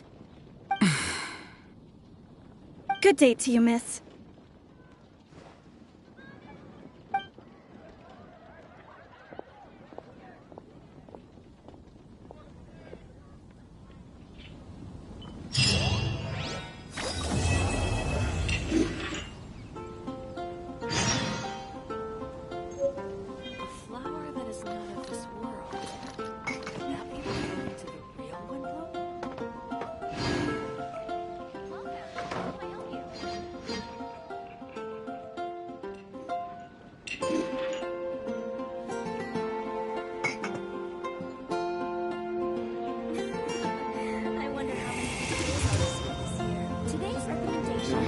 There are so many good bargains during the Windbloom Festival. I need to save money. Could that be referring to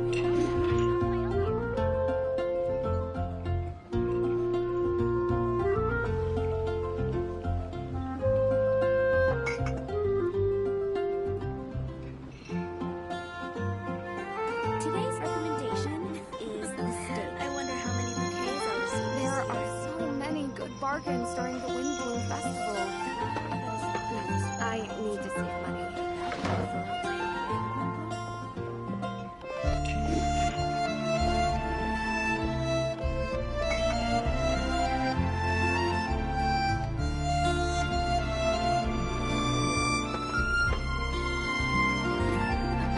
I wonder how many bouquets I'll receive this year.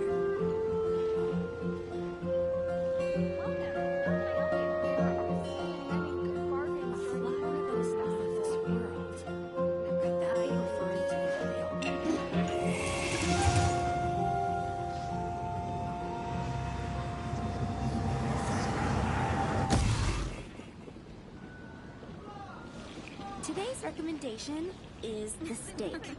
I wonder how many bouquets I'll receive this year.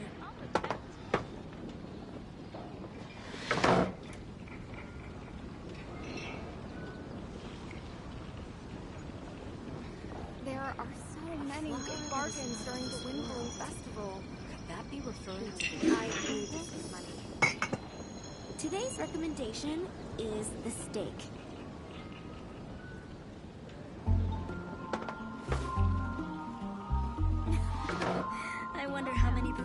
received this year. And a radish veggie.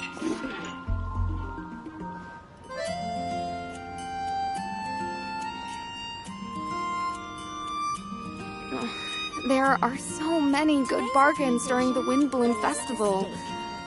No, I need to save money.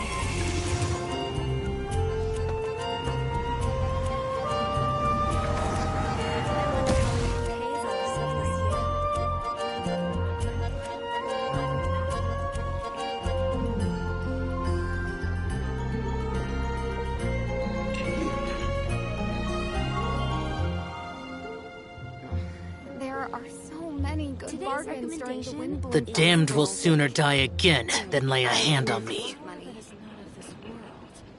Could that be referring to the real Windbloom? I wonder how many bouquets I'll receive this year.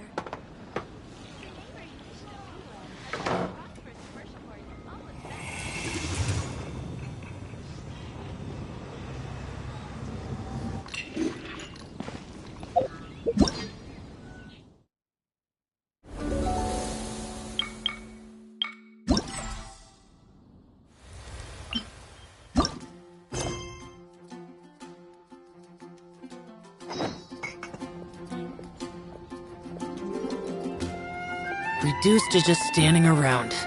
How absurd.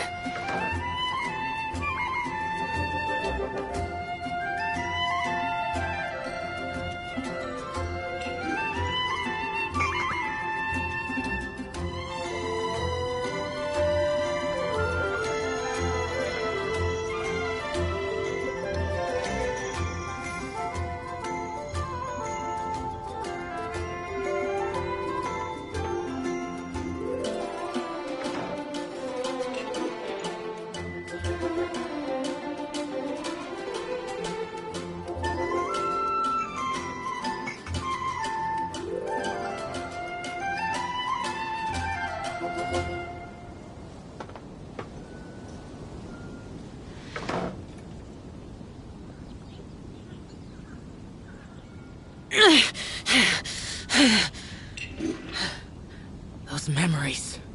So dark.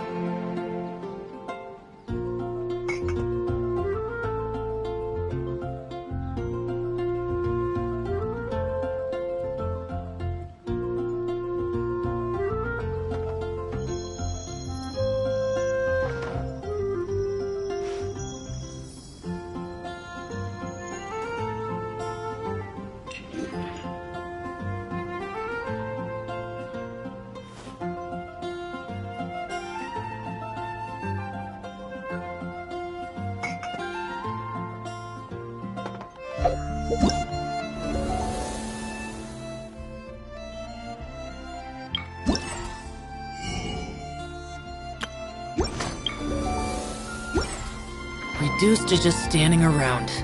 How absurd.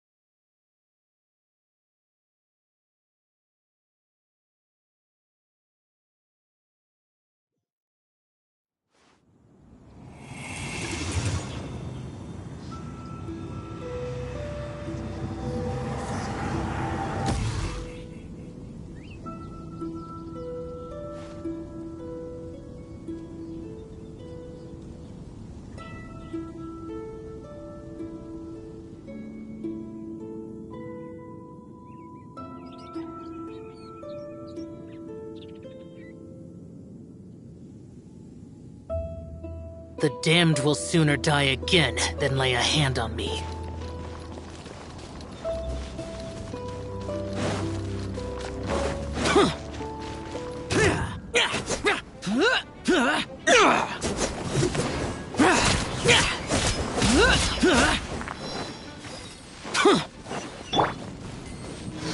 Gather!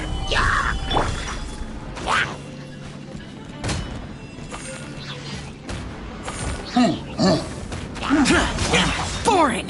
Here!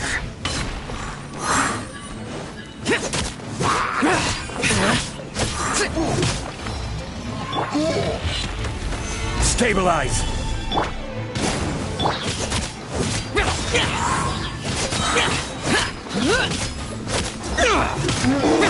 Useless!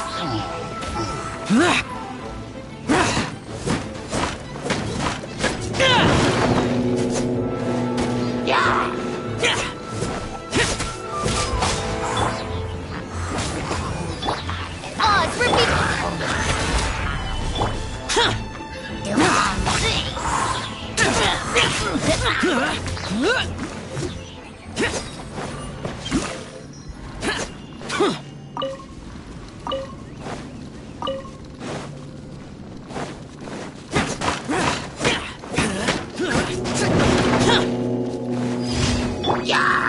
Gather! By royal decree.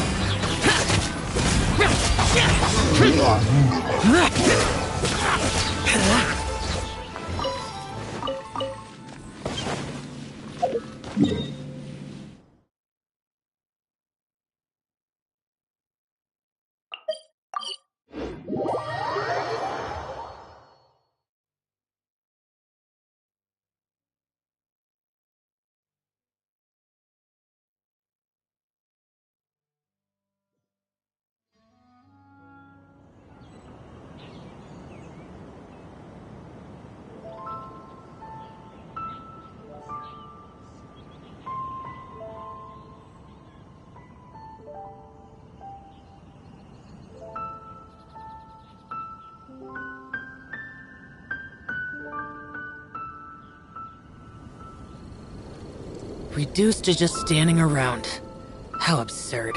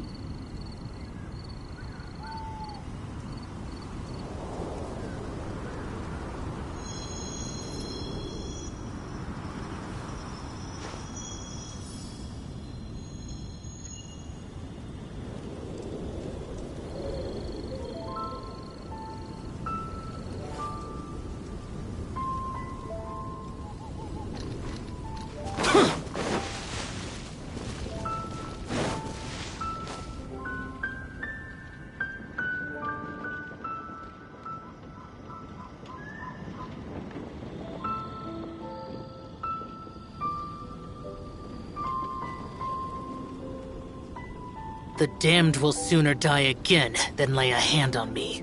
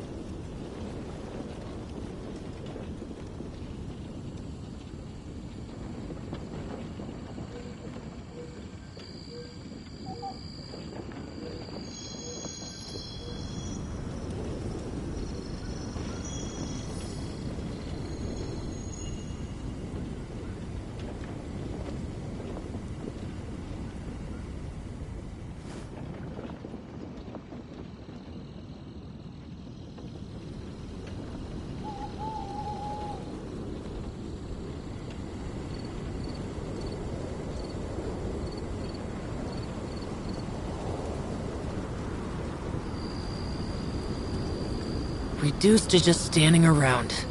How absurd.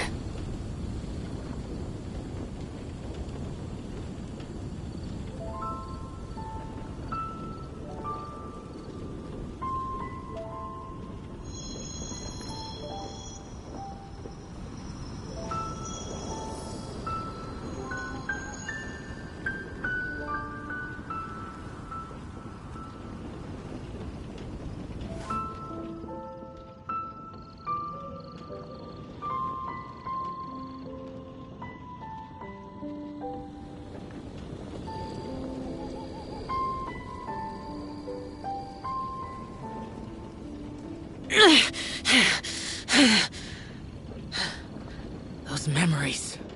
So dark.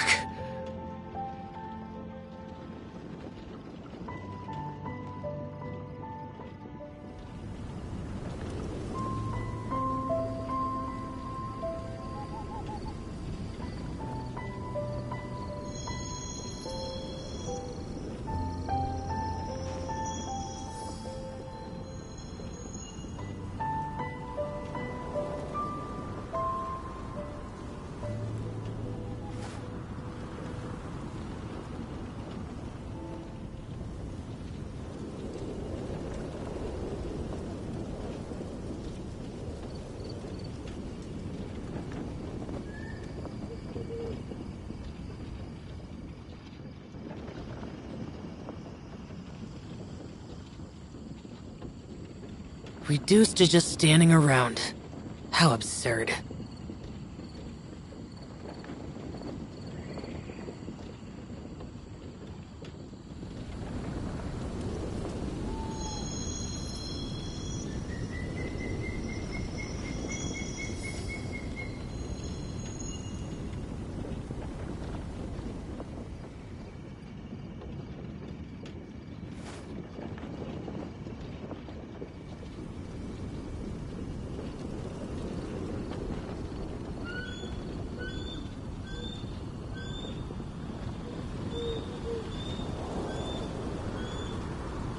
The damned will sooner die again than lay a hand on me.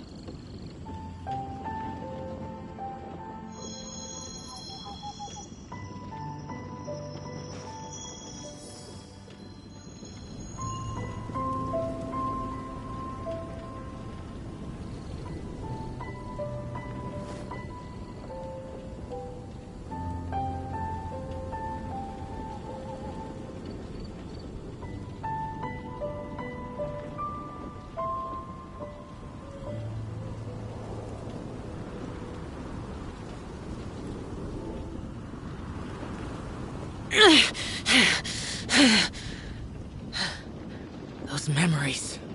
So dark.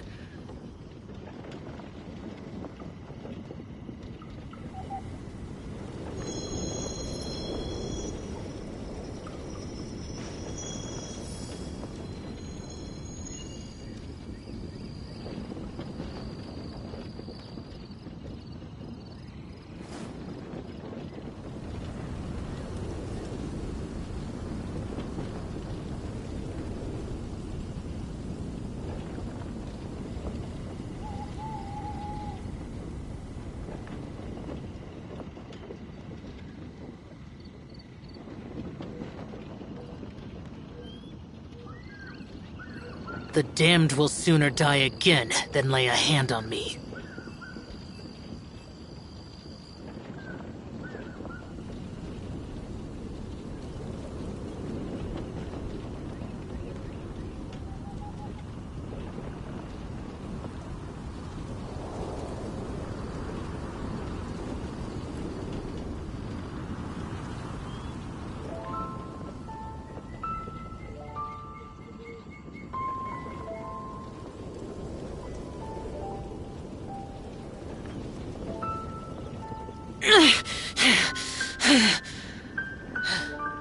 Those memories. So dark.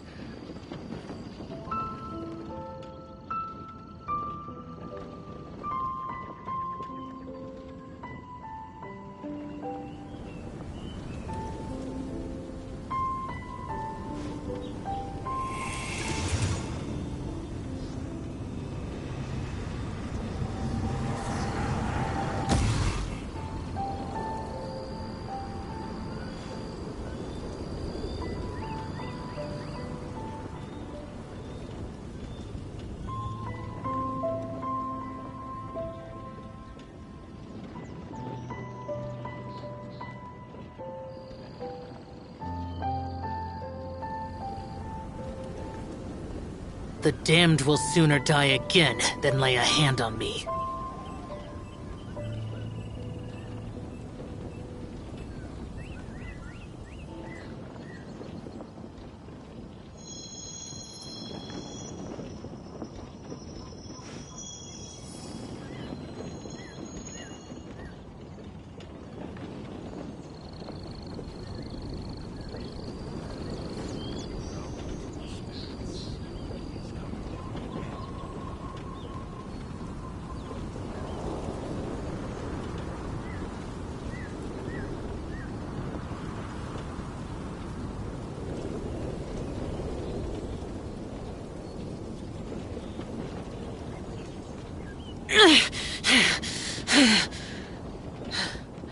Those memories.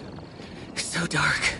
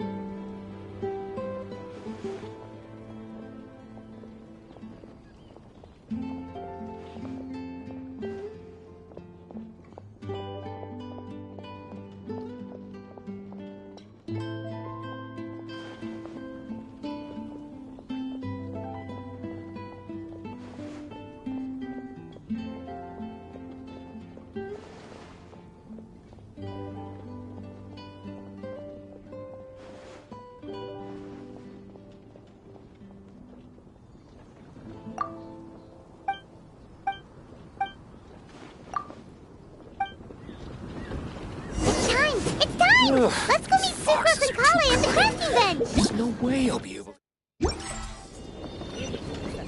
Do not go hunting in the game preserve.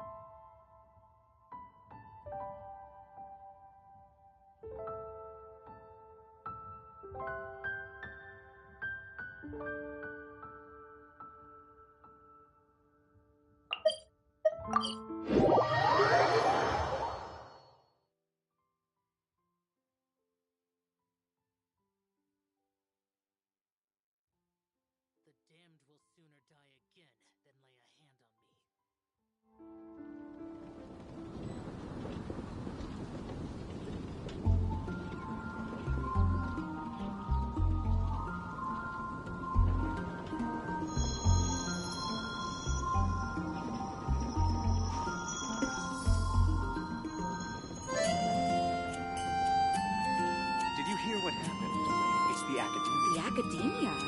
Ugh, what happened this time?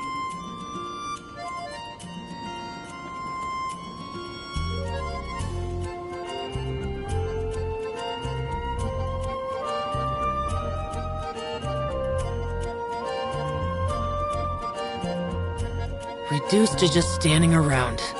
How absurd.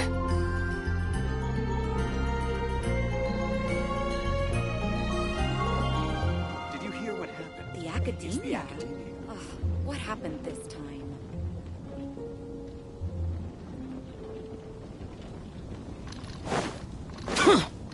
Welcome. How can I help you? Hey, we're here! Traveler, Paimon, great timing. We got a lot of letters in the mailbox, and I just finished sorting them into 4 groups. Nice work! Well, the real work hasn't even started yet. Which batch of letters should we read through first?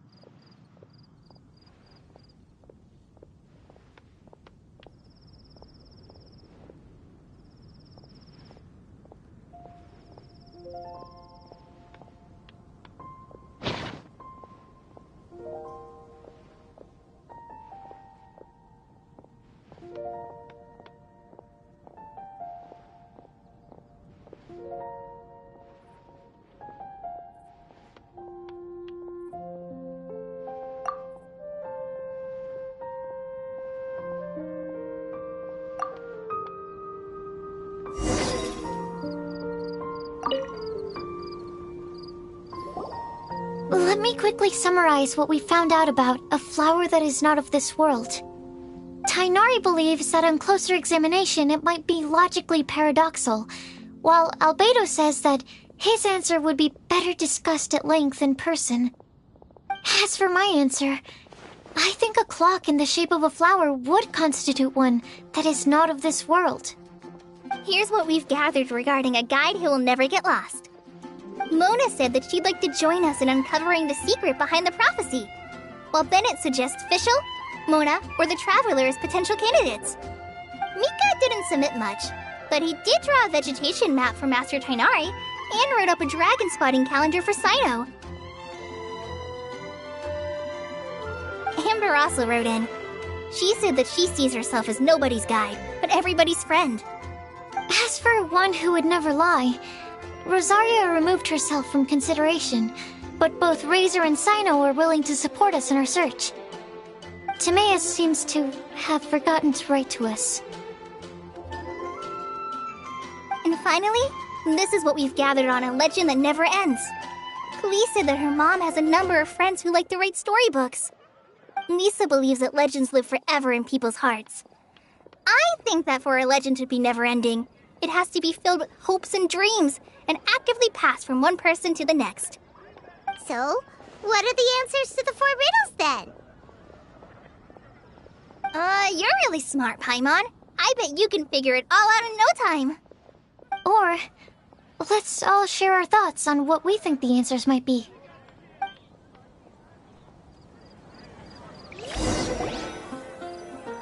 Did you hear what happened? It's the Academia.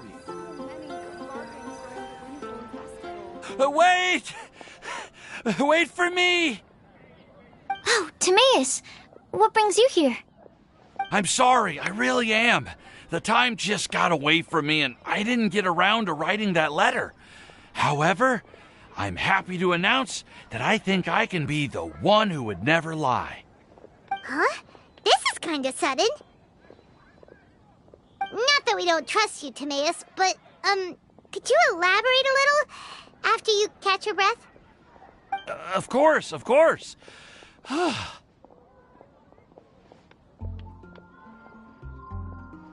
Do you still remember the time I,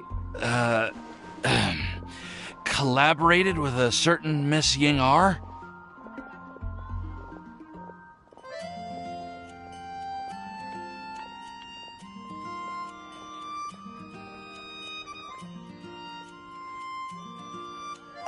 Well, basically, she helped me out a lot with my research into potion making once, and, well, we've stayed in touch through letters ever since.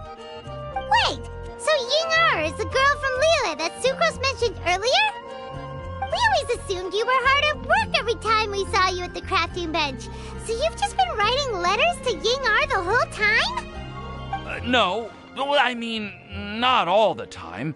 I've done some work too. And anyway, our correspondence covers a lot of serious topics, like perfumes, potions, alchemy.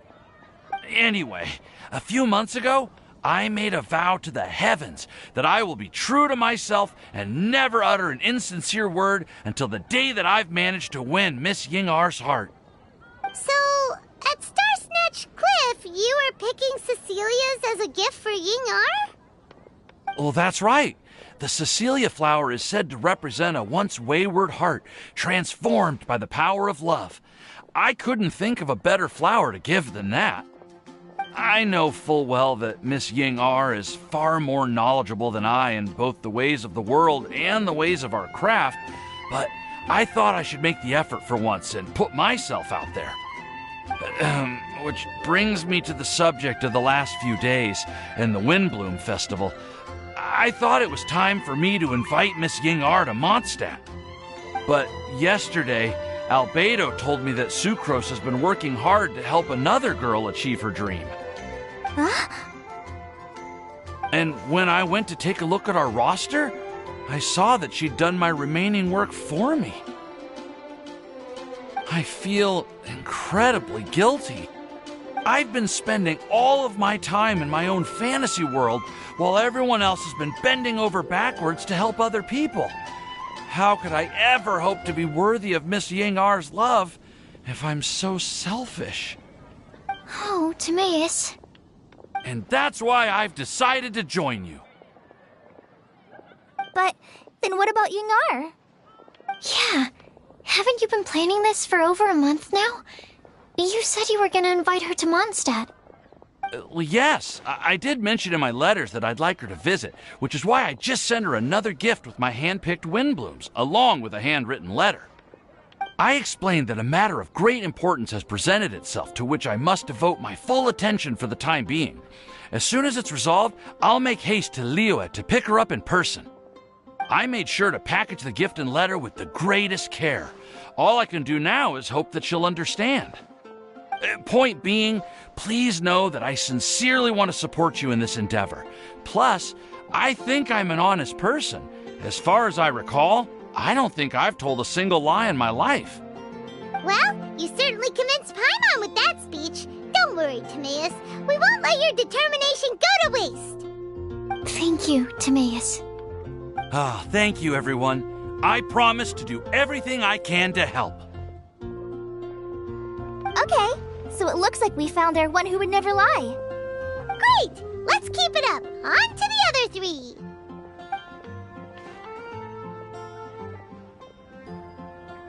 Okay, Paimon will do the honors. Ahem. We have with us here the flower, the guide, the legend, and Timaeus. Huh? Why did you only say Timaeus' name? You should say my name, too. All right. We also have Klee. That's me! With Klee here, this all somehow feels like we're getting ready for a field trip. Well, there's nothing wrong with a more relaxed atmosphere, is there?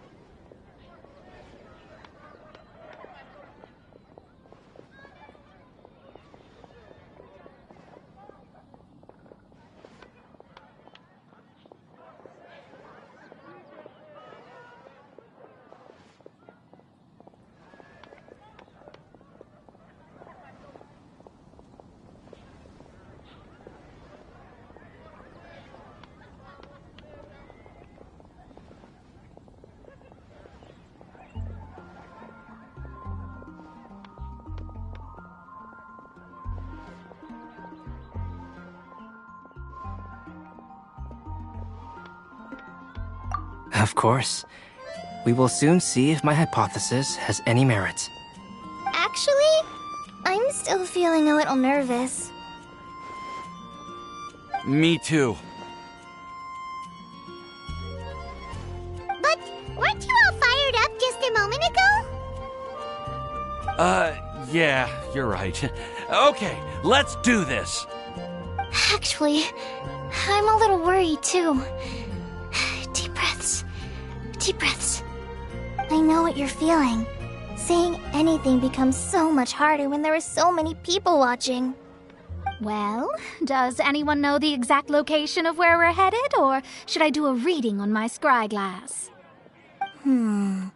According to the prophecy, once we've figured out the answer, we should test it at the Lantern of Utmost Joy.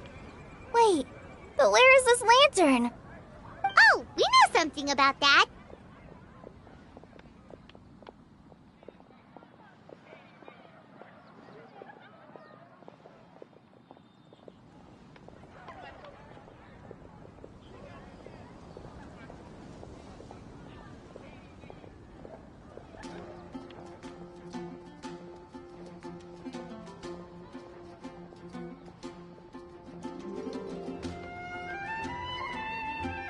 What?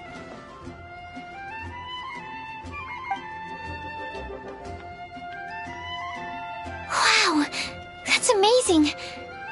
You really know how to do everything under the sun. Then we'll let you lead the way. This is it! We're off to find the sacred location of the Lantern of Utmost Joy!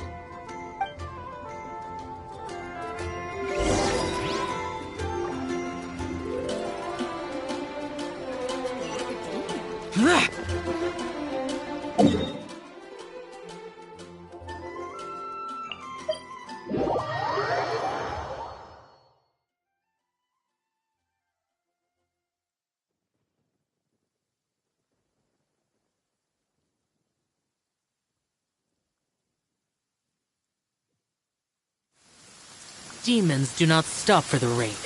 Move.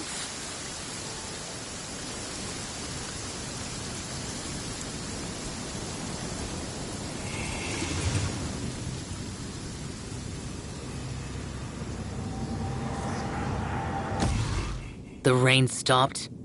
I don't concern myself with the weather.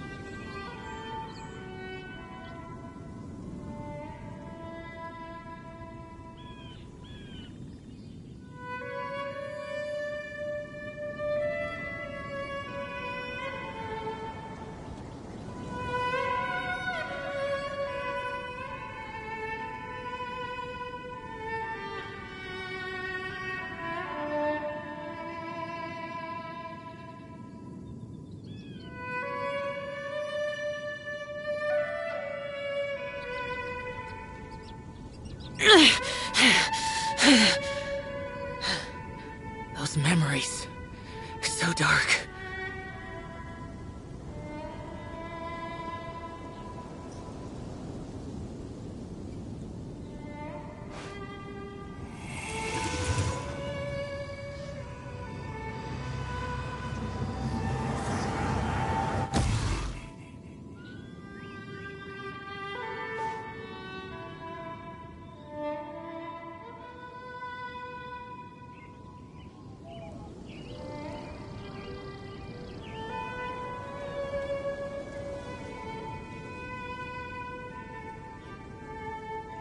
The damned will sooner die again than lay a hand on me.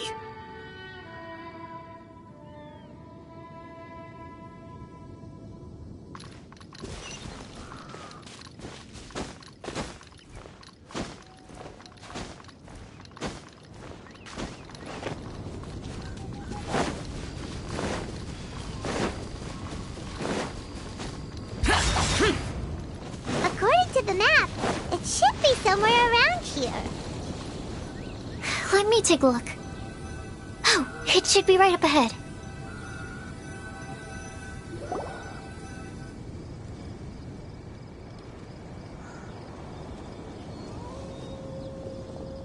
Aww. I don't see any lanterns here. Now that I think about it, the prophecy didn't say anything about what the Lantern Utmost Joy actually looks like, right? Maybe we've overlooked something? Traveler, are you trying to figure out something else from the paper?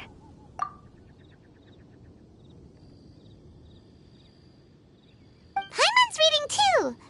Huh? It says to look up. But there's nothing above us. The wind didn't trick us, did it?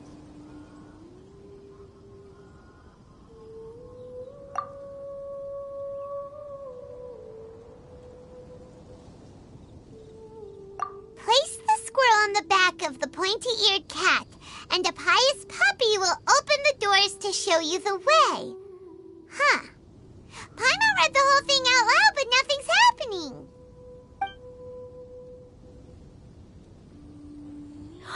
Look! Look! The wind is blowing! What a strong wind current.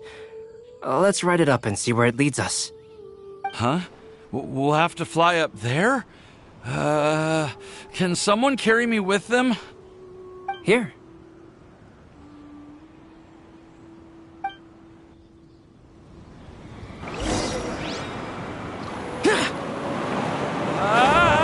This is the first time I've ever flown like this!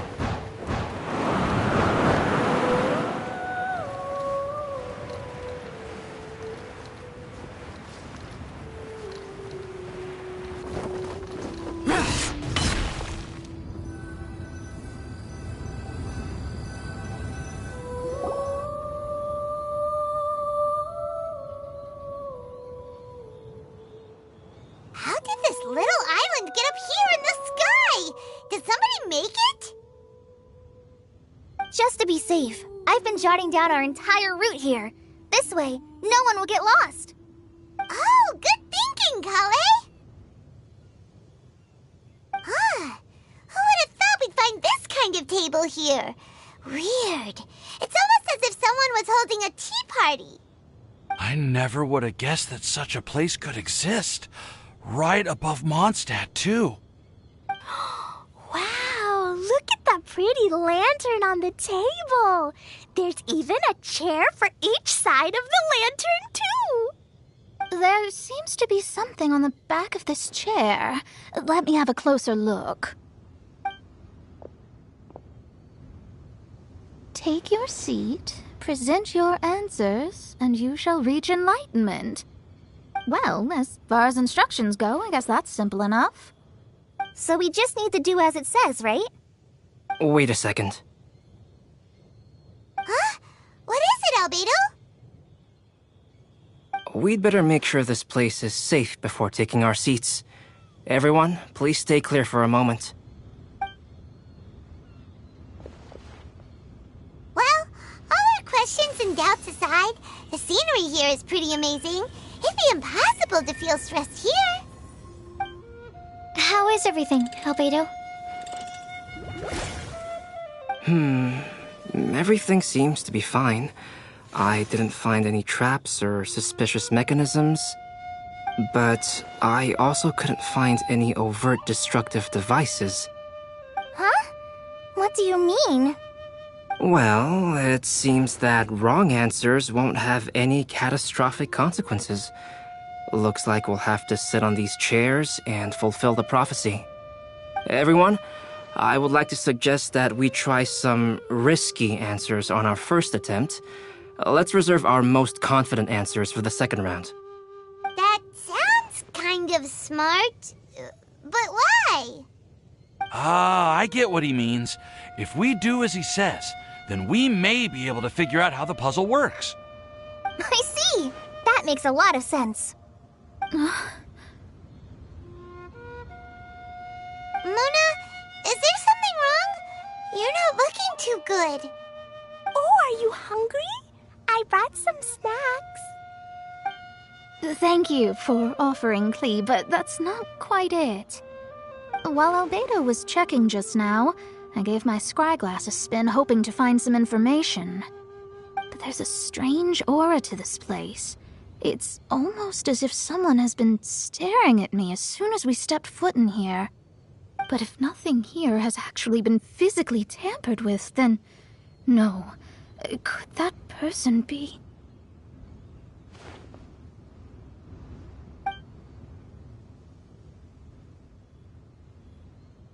What do you mean, Mona?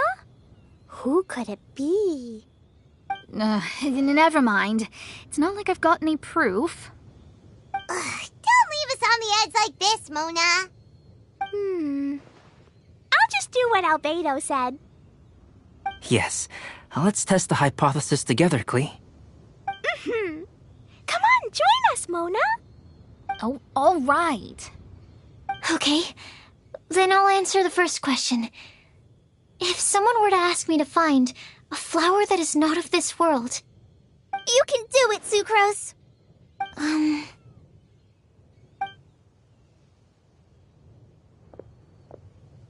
Then I would fetch a Tetratanic sweet flower.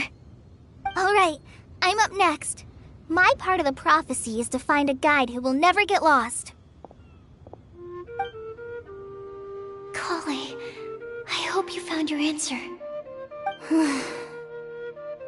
My answer is that I will be that guide. For a long time, I have been guided by others. It's taken me a while, but I finally made it to where I am today. Although I still haven't made a name for myself, and I'm still quite immature, I would still like to put my name forward. Because I would like to become a guide that can help others. I want to help others the same way Amber, Master Tighnari, Cyno, and everyone else helped me. Now it's my turn to pass on the gift that I've been given. All right, it's up to me to answer the third part. I'll submit myself as one who would never lie. Although I've never really had any other virtues or talents, I'm confident that I've always been an honest person. I'd like to thank everyone, too, for giving me this opportunity to validate myself. And last but not least, I will answer the final part of the prophecy. There's no tale more befitting the title of a legend that never ends than our fates as human beings. Wait! The lantern just lit up! Whoa! All 4 sides of the lantern are glowing! Huh? But...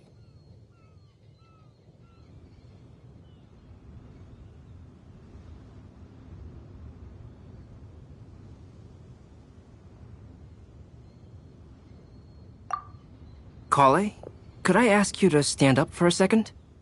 Oh, all right.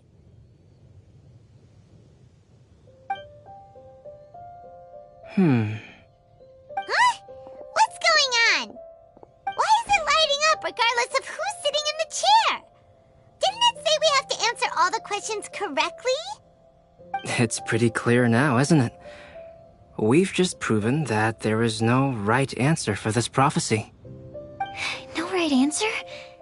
But how could that be? Although the instructions had come from an old and enigmatic prophecy, it is in fact nothing like the ancient mechanism that we had all imagined it to be. I believe the lantern only serves as a simple signal. And to think, I never expected you to actually find this place. What? There's someone else here? We meet again, traveler. Hey! You're that Outlander we met the other day at Good Hunter! It's all thanks to you that I was able to find this place. Good thing that you were too preoccupied with the prophecy to notice someone tailing you from the shadows. Oh, is that so? Then, why do I spy yet another person following in your shadow? Wait, really? There's no need for pleasantries. You should know I'm here for you. Is it just because I'm a visitor from abroad? I was there when you snuck your way into Marjorie's place. Huh.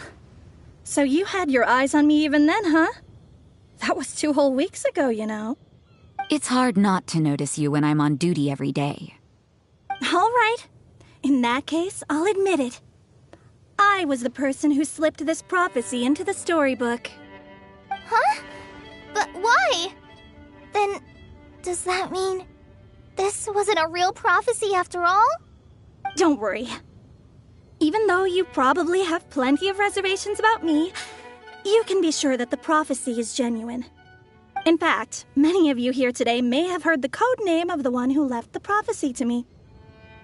She hailed from an ancient assembly of powerful women, each of whom used a single letter to signify themselves. Who would have guessed?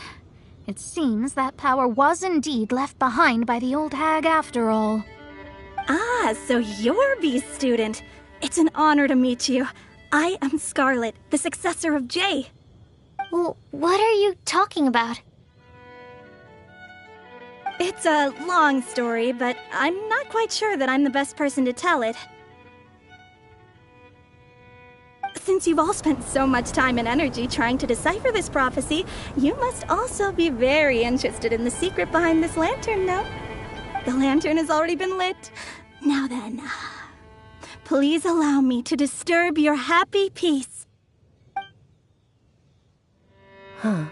Why did this little thing just light up? How strange. Hello? On the other side of the lantern. Can you hear me over there? Mom? Oh, I hear many youthful voices. Madam, I am Scarlet, the successor of Jay. Oh, since we've last gathered, Jay's successor has already become so reckless and bold. Unbelievable. Wait. Why are you talking just like the old hag?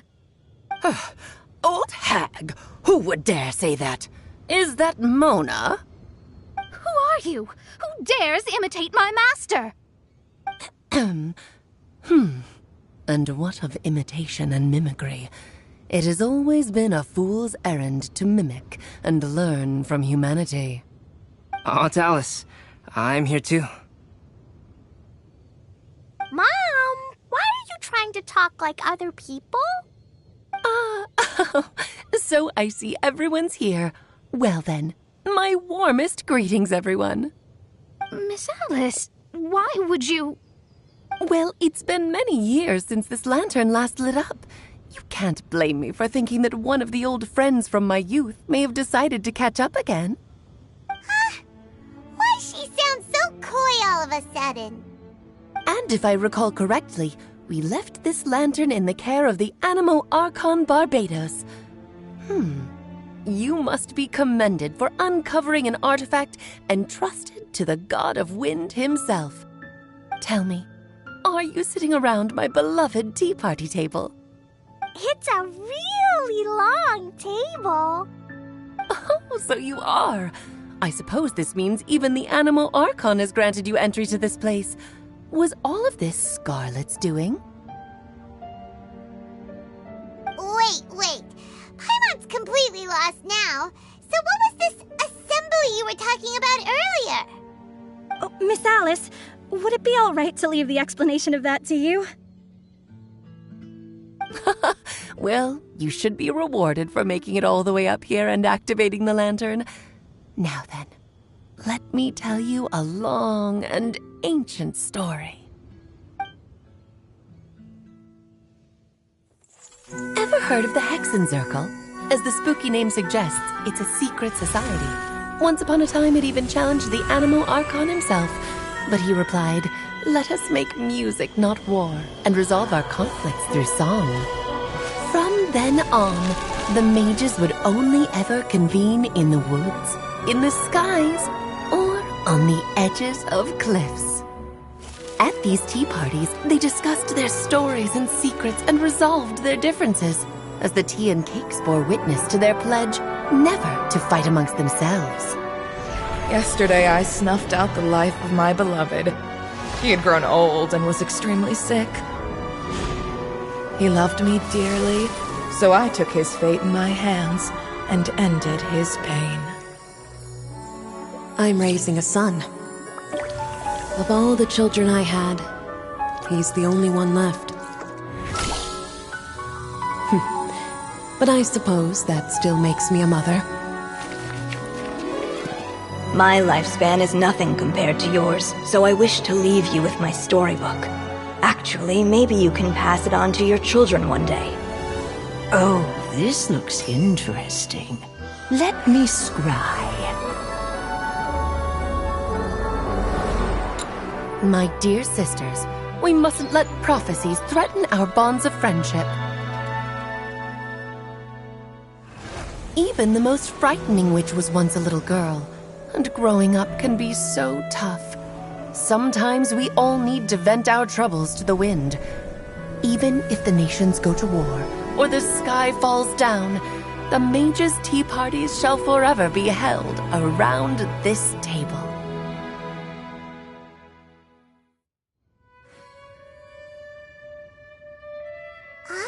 So this is where the legendary mages held their meetings. That's right. We often met here to chat and have tea. Then, what about the part saying that if we light the lantern of utmost joy, we'd receive a supreme blessing? About that. I never expected anyone other than Jay to actually read the full contents of that prophecy. It's a little embarrassing.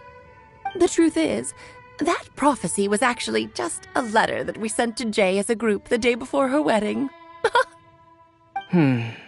So it was indeed written by all of you. I must thank you for resisting the urge to immediately reveal the truth to everybody, Albedo. Knowing you probably figured out everything the moment you laid eyes on the message. No, it took me a little longer than that. A flower that is not of this world, a guide who will never get lost, one who would never lie, and a legend that never ends. These 4 descriptions signify 4 individual mages. When a member of the organization had to leave the group to spend the rest of her days with her beloved, the other mages would write down this prophecy and send it to her to invite her for a final get-together. A flower that is not of this world signifies, of course, flowers that do not naturally exist in this world. This is the signature of our full name, Rhine-daughter, also known as Gold. If there's anyone in this world who could create a flower species that does not yet exist, it would be her.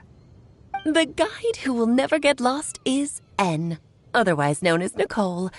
You may not have encountered her yet, but she is a truly extraordinary woman who has made this world's direction and order her subject of study. Some of you may be fortunate enough to have already heard her voice. Like a prophetess, she will only speak to guide people toward the truth when a change has occurred in the world. She has a tendency to suddenly speak in someone's mind without any warning.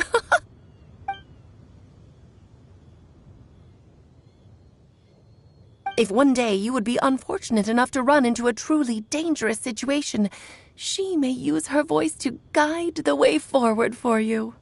Who would have guessed that there are so many mysterious women in this world, and that they would all know each other? The one who would never lie is me. I hope no one would take offense. It's just that I, Alice, or A for short, have always had a soft spot for those with sincerity and candor. As for a legend that never ends, you may not know M in person, but you've likely encountered one of her works. Have any of you ever read The Boar Princess? Huh?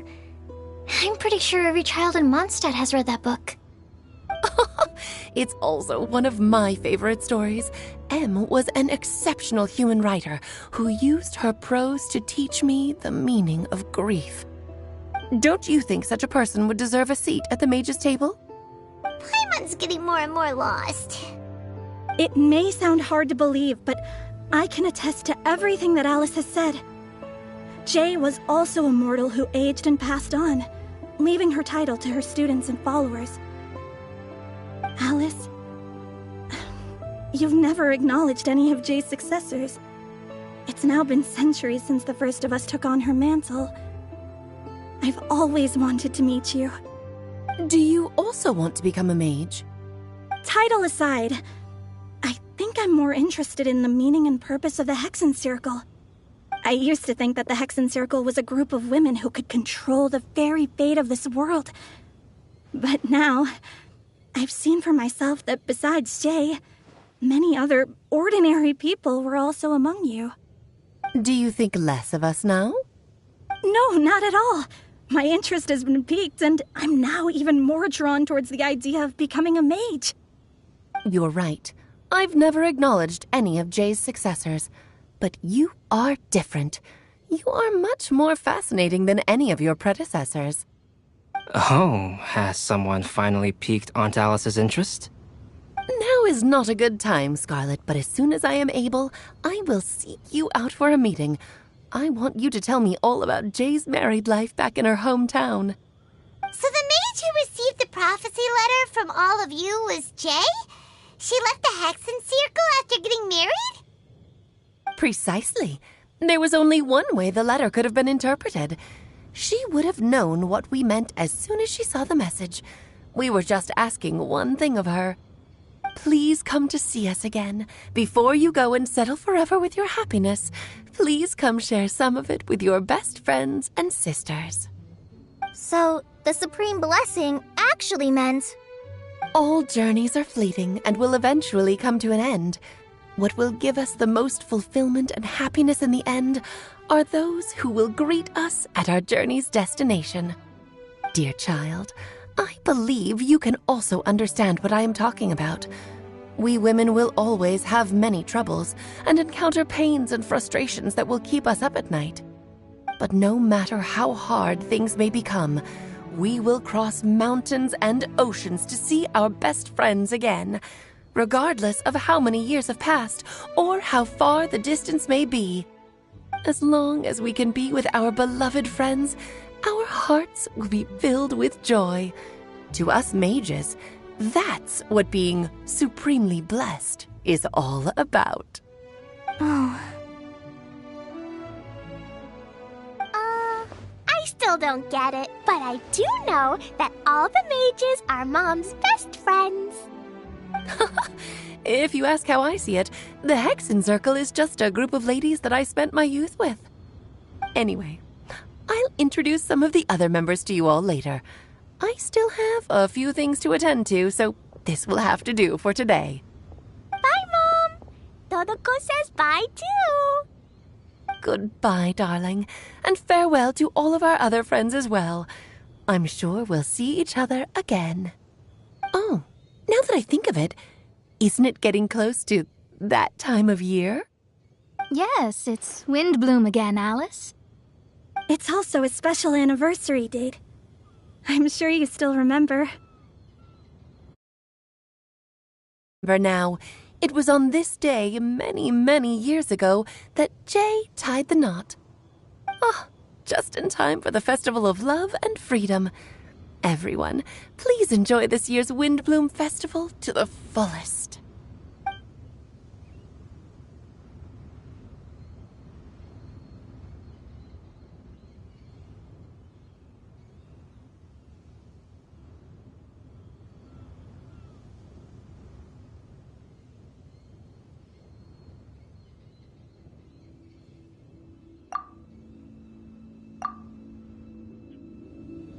Whoa! Ah, Albedo! Why didn't you tell me we'd have to glide all the way back down?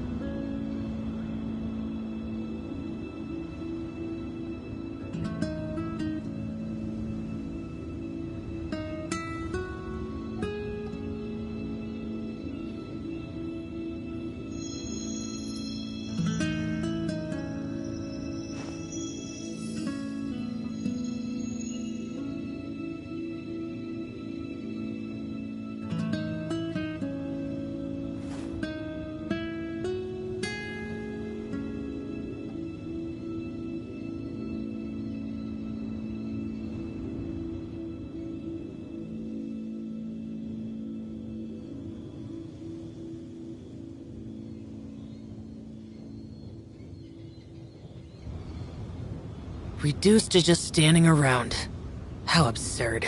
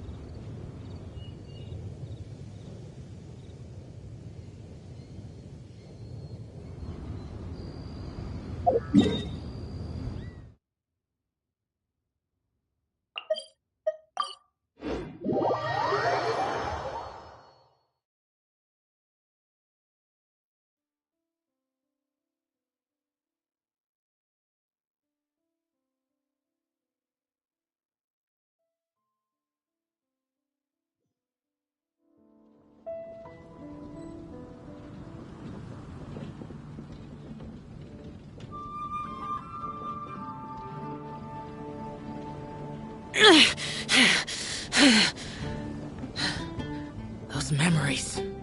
So dark. The academia? Ugh, what happened this time? Did you hear what happened? It's the academia.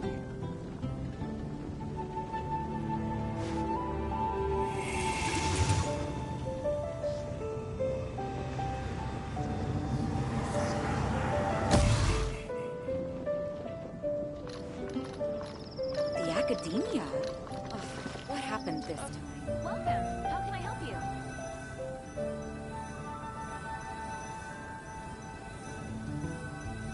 Did you hear what happened? It's the academia.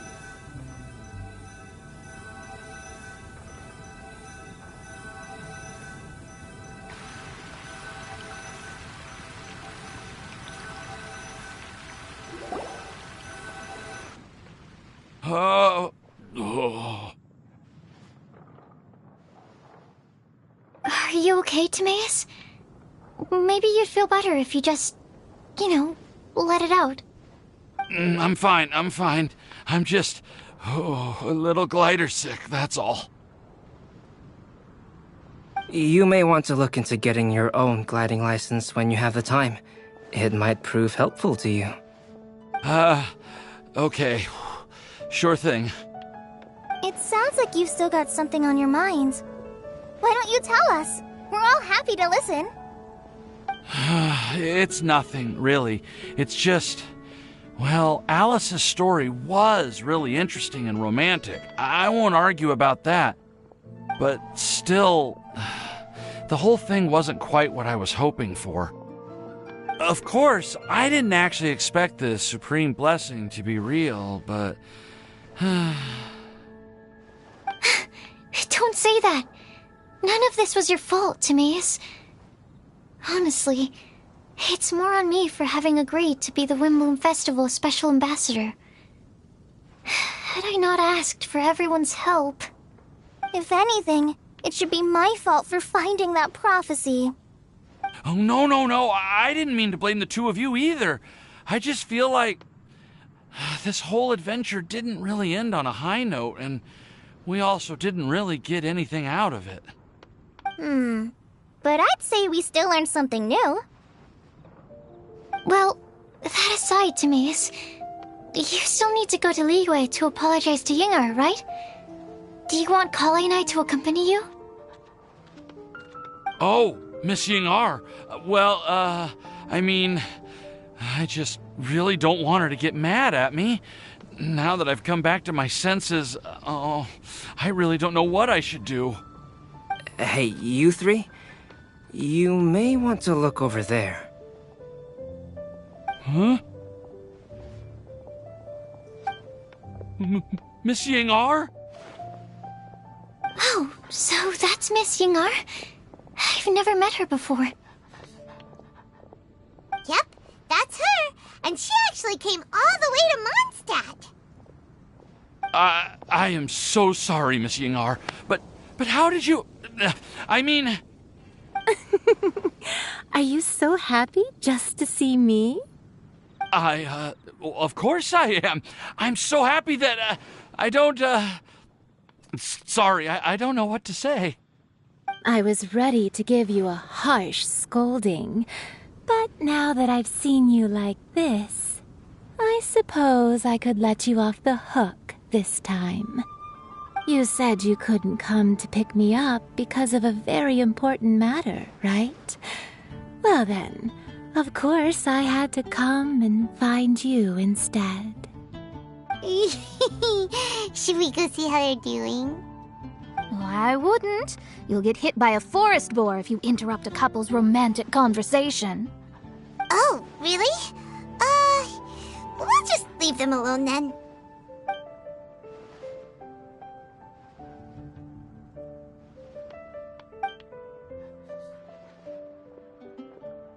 I am so glad to see Timaeus find his happiness. I have to say, I'm even more envious of you, Sucrose. You can be happy just to see others happy, And you gave me so much help without any expectations in return. Even though you said that we're very much alike, I still feel like you have a much bigger heart than I do. But if you say that, then I'd say I'm also nowhere near as brave or tenacious as you. I guess we have the same amount of positive qualities. They're just spread over different parts of our personalities. I've never visited Sumeru, or made many friends from outside of Mondstadt. I'm happy just to have met and become your friend. Maybe I'll get shy and flustered when I meet other people I don't know in the future. But that's okay too. Since we are so alike, you probably get what I'm trying to say. You just need to believe that all of your issues aren't really issues at all. But isn't it too late now for me to learn to accept myself? Well... Do you know anything about the blooming cycles of Cecilius? I may have read about that in a book before. That's a topic that my parents used to talk about back when they were still dating. Surprising, right? To think that people would talk about that while on a date. My mom brought it up at dinner one time last month. She called my dad the most boring man she knew, and said that he even turned up late to a date once, all with a smile on her face. But she also said that learning is just another part of life.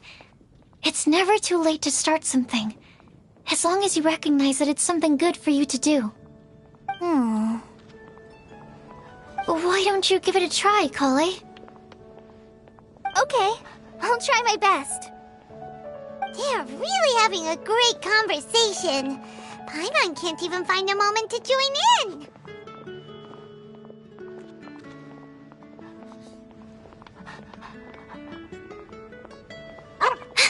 I nearly forgot. This is for you.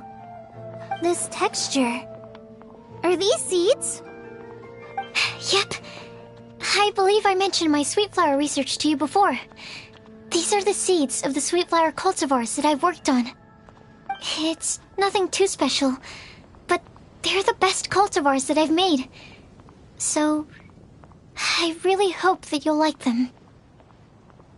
They're super sweet and easy to grow and keep. I'm also submitting them as my Windblooms for this year. I wish that the Anemo Archon could also see how lovely they are. Thank you. I'll plant them in the Avidia forest and take good care of them. Collei, please take these notes with you.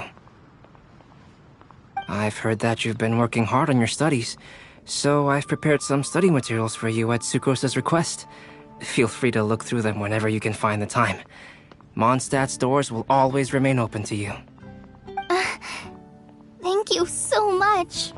Really, I don't know what to say. I'm just really happy. Ah, Sucrose, now's your chance. Didn't you want to collect a breath of joy?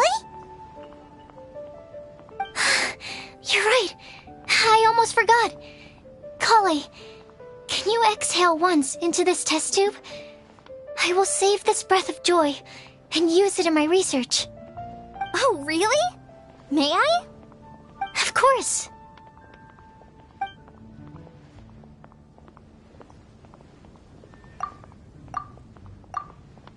Huh? What was that? It was like a little cloud of happiness, but now it flew away. Well, luckily, there's still some breath left in the test tube. I'll seal it up for now.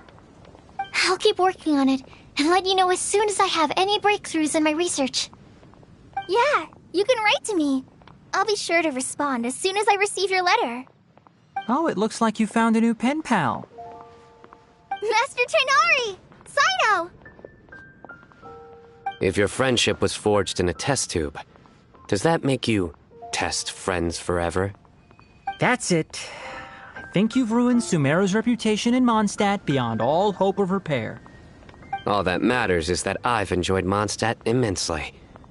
The dragon here possesses a majestic form. Oh, that reminds me. Traveler, this card back is for you. Cyno wanted you to have one for yourself. If I had to guess, I'd say he probably wants you to use it if you challenge him to a duel. I'm a master of the game. Do you dare challenge me? Can you believe this guy? Huh. Let's knock him off his high horse. Wait! I've got something to give you, too. Huh? Kali has a gift for us? Yeah! I figured I should follow local Mondstadt customs and prepared a few small things themed after the Windbloom Festival. I made these bookmarks from Sumeru roses at the hotel. I want to give them to Amber, Master Tighnari, and Cyno.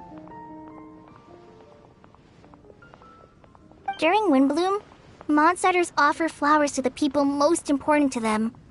You three are family to me. But Tighnari said that we're not anything like an academic family. He wouldn't write joint papers with us. Well, in this case, we can consider ourselves as regular siblings. And that should be just fine. I agree.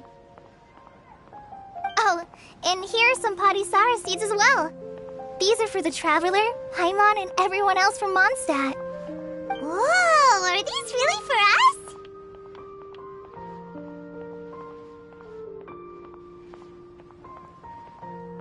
us? So, are these your chosen Windblooms? Mm-hmm, one of them. Both Padisaras and Sumeru roses are my Windblooms. Although they're not native to Mondstadt, they are the flowers that can best express my feelings. I want to give them to the people I feel thankful for. To those who I wish to accompany as we greet more seasons and future Windblooms together. The real blessing in life is when you are surrounded by people who you'd miss day and night, and who you'd want to see even if that meant crossing mountains and oceans to do so. I'm so happy to hear you say that. Sucrose, do you see that cloud over there? Huh? Doesn't it look just like your test tube?